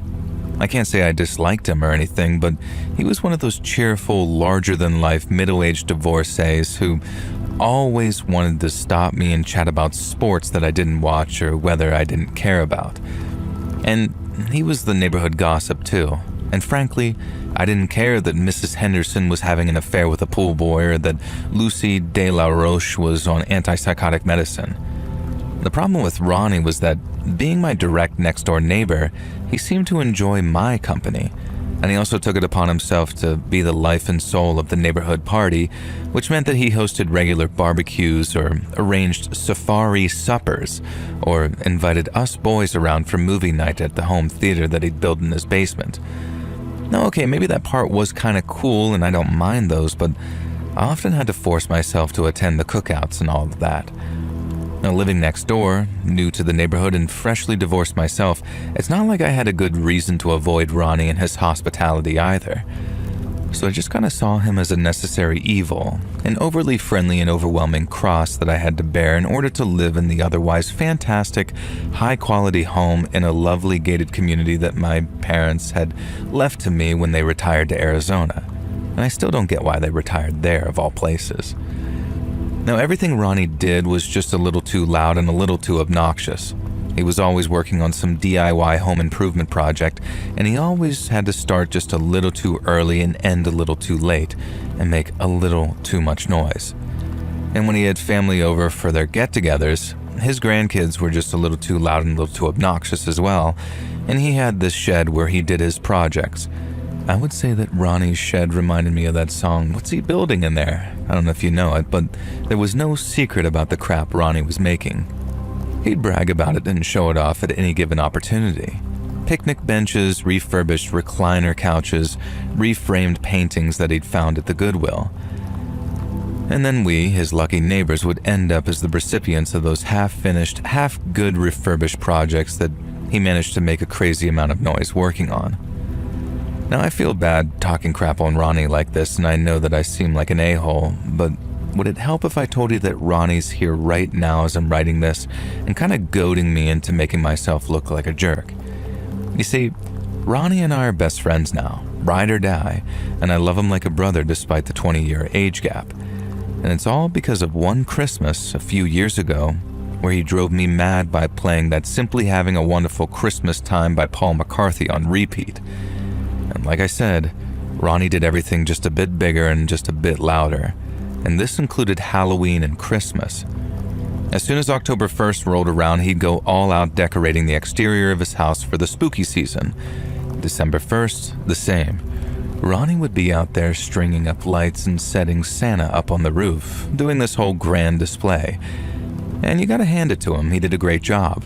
It was probably the highlight of the neighborhood each year, and if you want some context as to how much people liked Ronnie's Christmas decorations, consider this. They broke numerous HOA rules, and the HOA let them get away with it without a peep. And do you know how beloved in the community you have to be in order for the Homeowners Association to turn a blind eye to something? Yeah. And so, 'twas the night before Christmas, and all through the neighborhood, not a creature was stirring, except for the animatronics on Ronnie's lawn and the glowing, flashing lights. I'd learned to just tolerate it by then, invested in a sleep mask instead of being the local neighborhood curmudgeon at 27. And what I couldn't stand, though, was the fact that he decided to play Christmas music at what felt like a pretty unreasonable volume at 11:18 p.m. Wonderful Christmas Time by Paul McCartney, and only that song, too. And I heard it on repeat 4 times. There hadn't been music blaring from his house either. Was he having some kind of late-night family party? This just seemed weird even for loud, proud Ronnie. And then the song started for the 5th time, and this time it was louder. 6th, louder still. And eventually, when Paul freaking McCartney was on his 9th loop of singing The Party's On and The Feeling's Here, my windows were rattling and I was just about ready to go over to Ronnie's and remind him about Mark David Chapman and the fate of another Beatle. Okay, maybe not quite that drastic, but I was gearing up to go over there and finally yell at the guy. Yes, even on Christmas Eve. And I could see the lights going on in other houses in our small gated community too. Silhouetted figures peering out at Ronnie's place. And as I was pulling on my coat and boots, the song looped again, even louder this time, and I knew that there was no going back. Time to pay my neighbor a visit and tell him and whatever guests he had that they needed to keep it the F down. Some of us had Christmas in the morning. From the way our houses are positioned, I can't see Ronnie's front porch from any of the windows I've been looking out of, so when I arrived on his lawn, I could immediately see something was off. For one thing, one of his beloved light-up Santas had been smashed. For another, his front door was wide open. Now, I thought about heading back to get my gun, but something told me that this was too urgent. Instead, I grabbed an axe resting against Ronnie's firewood pile and made my way into the house. The inside was a mess. The whole place had been trashed, like someone was looking for something. In particular, a lot of the pictures that he had on the walls had been pulled off and thrown to the ground. I followed that sound of wonderful Christmas time into the living room, and I'll never forget the sight that met my eyes. Ronnie was just lying there, in a pool of blood, somehow hooked up against the cabinet that held his old classic stack-based stereo system. His eyes were just sort of coming in and out of consciousness, and his hand rested on the volume knob. His fingers were slippery with blood, and he'd been trying to increase the volume to get someone's attention, he told me later. He managed to get the collar of his shirt hooked on the cabinet, so he was being held up, but I could immediately see why he wasn't able to move any more than he was. The man had been beaten within an inch of his life. Both of his legs were broken, one of them so badly that I could actually see the bone protruding from both ends of the break. One of his arms was broken too, and his good arm was just about capable of occasionally upping the volume on that player. Now, I could barely recognize the guy. His face was so swollen, caused by what I later discovered was an aluminum bat to the face over and over. And urgently I looked around for a phone, but Ronnie started convulsing and playing with the volume again. Now I shot them this look, and through the pain I could see that it was glancing upstairs. And just when he lowered the volume, I heard it. Footsteps upstairs. Again, I tried to find Ronnie's landline, but he started acting frantic again. He wanted me to leave, but like hell was I leaving him to whatever fate the intruder had in store for him. Now, I was still holding that axe. I had no idea where Ronnie kept his guns, and to this day I have no idea why I behaved so recklessly and stupid, but it was Christmas Eve, so why not? I decided to rush upstairs and confront whoever had done this to Ronnie, armed with some rusty log-cutting axe. Now, immediately I saw the guy. He was short, and I had a good 80 pounds on him, and he was pulling pictures off the wall and opening cabinets, which I later found out was an attempt to find Ronnie's safe. I didn't even think.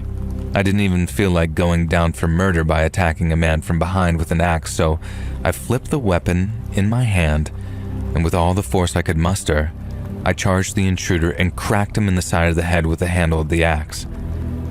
I expected him to fall immediately, but instead he turned to face me, fury in his eyes, as much as I could see through the ski mask anyway. I also saw that he was holding a pistol. Screw this, I thought, and swung the axe at him again, this time not caring about using the business end. Now, in my grand incompetence, I hit him with the butt of the metal axe, and this time he did fall. Now, the first thing I did was swipe up his gun. Next thing was, realizing I was in Ronnie's office, I grabbed up as many USB and Ethernet cables as I could and put my Boy Scout training to use, tying the guy up as tightly and excessively as I could with goddamn computer cables. I didn't really know what to do next, so I kind of just sat on the couch in Ronnie's office with the gun trained on this intruder, and eventually realized that I was in shock when one of the other neighbors was standing in the doorway, shouting my name over and over to get my attention. Now, the story's getting hella long now, so I'll just summarize the rest. The intruder was Ronnie's estranged son, who decided that Christmas Eve was the perfect time to rob his dad of the valuables that he kept in his safe. It turned out that Ronnie was a pretty rich man and kept a lot of valuables on hand for whatever reason. And for whatever reason, his son, who has become estranged through the whole series of events that isn't really another man's business to share here, decided to finally cause his old man to croak and take everything. Ronnie decided that he owed me a life debt for saving him, and after that I couldn't get rid of him even if I wanted to. And it surprised me to realize that I didn't want to. I liked Ronnie, quite a lot, in fact, and eventually we became best buds. Like I said, he's here while I write this, encouraging me to do it, in fact. And now he's wheelchair-bound, sadly, but his injuries really took a lot out of him, and his son won't be getting out of prison anytime soon. Ronnie struggles to be the master of ceremonies for cookouts and Halloween and Christmas now, so I help him, almost like a Robin to his Batman. And he refused to move out despite all the bad events and memories, and honestly, I'm just so glad that he stuck around. He's one of the best people I've ever known, and I still feel like a jerk having such a negative opinion on him early on, just for being larger-than-life friendly. But he says it's my penance that I have to share this part of the story, and Ronnie loves nothing more than giving me a hard time. So every Christmas now, since the events of 10 years ago, I help Ronnie decorate for Christmas. And my now wife joins in too, and my 2-year-old daughter already calls him Uncle Ron Ron. Life's very different now for both of us, and it was a terrible, harrowing experience, but we came out of it with a kind of lifelong friendship you'd be extremely lucky to find. And there's only one rule that we have between us, though. Never, ever again are we going to listen to A Wonderful Christmas Time. Screw that song. But Merry Christmas.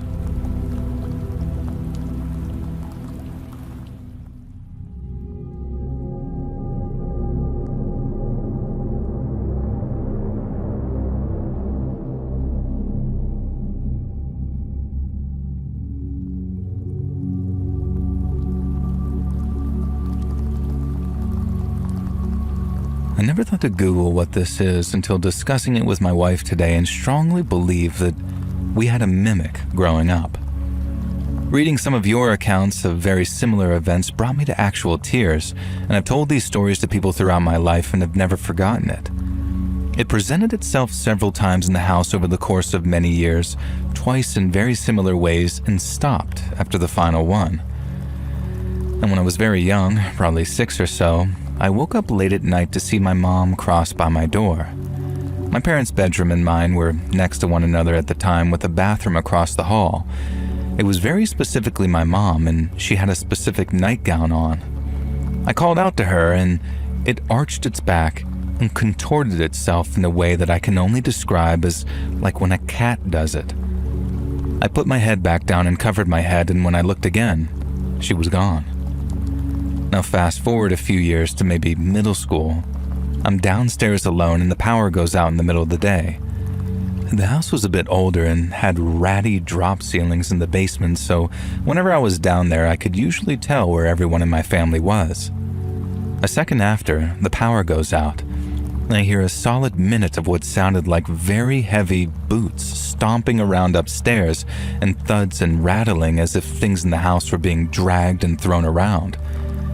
After it stopped and I eventually went upstairs, there wasn't a thing out of place. Now, the third physical event was another few years later, near the end of high school. I sometimes would doze off on the couch in the basement on the weekends, staying up too late. I woke up, looked over the back of the couch, and what looked like my dad was sitting at my family computer.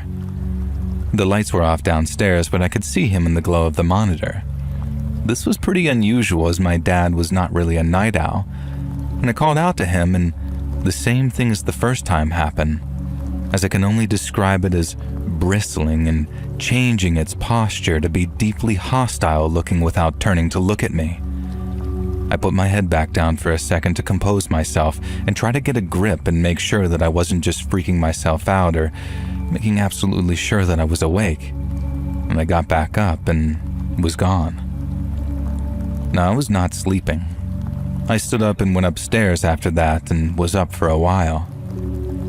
And the last thing, after a few years ahead when I was a part way through college, I got home pretty late and the hallway near my bedroom was unnaturally, weirdly cold in one area, much more so than the rest of the house. Now, I knew full on something was strange, but tried to put it out of my mind and force myself to be rational. I got in bed and felt someone sit on the edge of the bed on the side away from where I was facing. Totally frozen in shock at this point, it put a hand on my shoulder and said, "Hey, wake up." In what sounded like my dad's voice, who was pretty soft-spoken and not threatening sounding at all. Mind you, I was not asleep at all. and I shot up at this point and nobody was there. The last occurrence felt sort of final in a weird way that I can't exactly explain. And I lived there full-time for another couple of years until I finished college, visited for days at a time often, and then full-time another 6 months a few years later when changing careers and moving back home from an out-of-state job. Not a hair out of place in the house ever again, and I never told my parents about it, but I just wanted to share with you guys, having spent some time tonight reading other people's stories and realizing that I wasn't alone in this kind of specific phenomenon. Why it presented itself in such a frightening way but spoke so gently, I have no idea. It freaks me out talking about it to this day.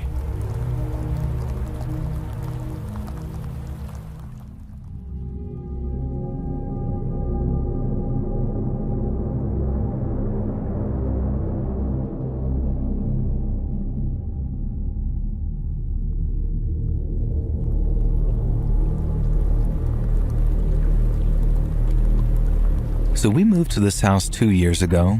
Previous owners were here for 2 years. The ones before were here for a year, and the ones before that were here for a decade. They were the original owners. I'm not a witchy person, but I know that there's stuff out there that I can't explain. I know salt, ash, and blood are powerful tools, and 3 a.m. scares me. Now, I have a preschool-aged girl. My mother watches her while I work, and my mom sent me this text yesterday saying, "Creepy story. I forgot to plug in the kid's tablet and it died, and while it was charging, she was on the floor playing with her dinosaurs. She got up, came over, and asked me, 'Why did you open my door?' And her door is closed. I told her that no one opened her door and that it is closed, and she said that a person opened her door and stomped into her room and that they were wearing stripes all over. And I asked her when this happened, and she just kept repeating the story. I stopped myself from asking if it scared her and didn't want to put that idea into her head. I wasn't sure how to ask her how it made her feel, and she seemed to be more curious than scared. Now, around this time last year, my kid kept walking up crying about angry eyebrows in her walls, and I had her help me rub her walls with salt and burned a candle. Apparently it helped a lot, and she hadn't been scared or said anything creepy since until yesterday. And then last night, while I was putting her to bed, she kept looking at her door and quietly sobbing, saying, oh no, and hiding her face. I couldn't get any info out of her, but I had a very icky, off feeling. Middle of the night, at 3:48, there was a loud thud picked up by our baby monitor, but nothing to cause it, and she didn't wake up.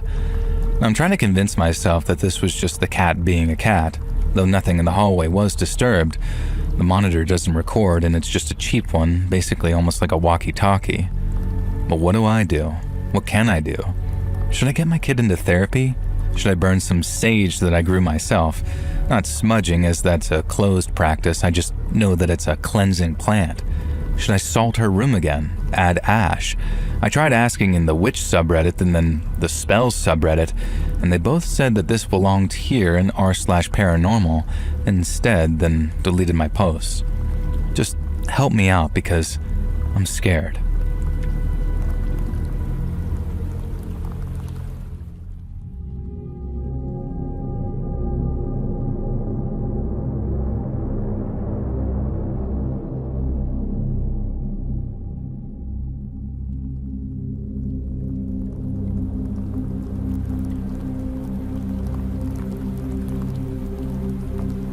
So last October, I moved to Hawaii completely alone.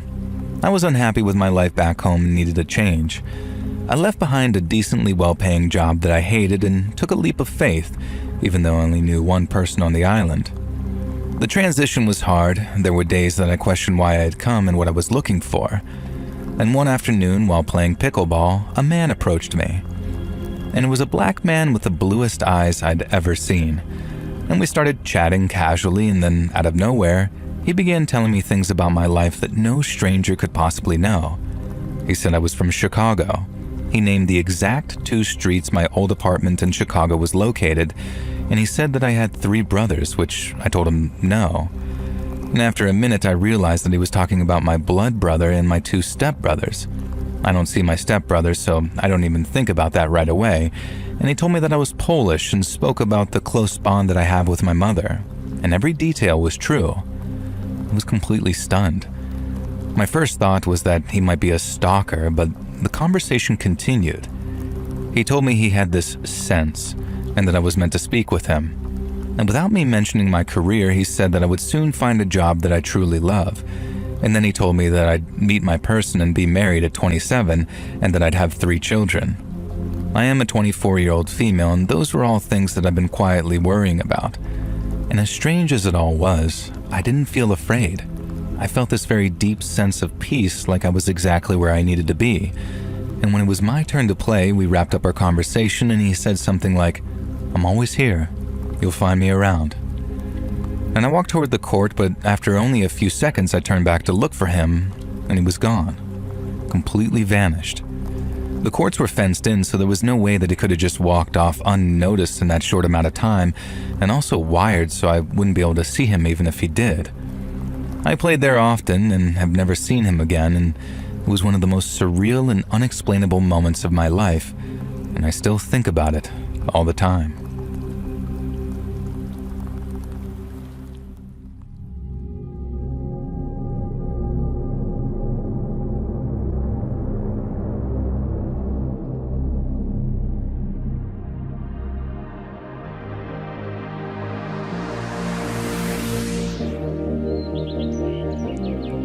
Hey friends, thanks for listening. Click that notification bell to be alerted of all future narrations. I release new videos every Monday and Thursday at 9 p.m. Eastern Time, and there are super fun live streams on Sundays and Wednesday nights. If you got a story, be sure to submit them over at my email, letsreadsubmissions@gmail.com, and you might even hear your story featured in the next video. And if you want to support me even more, grab early access to all future narrations and bonus content over on Patreon, or click that big join button to hear about the extra perks for members of the channel. And check out the Let's Read podcast, where you can hear all of these stories in big compilations located anywhere you listen to podcasts. I also have a true crime channel called Saturn Soul. Check it out, all links in the description below. Thanks so much, friends.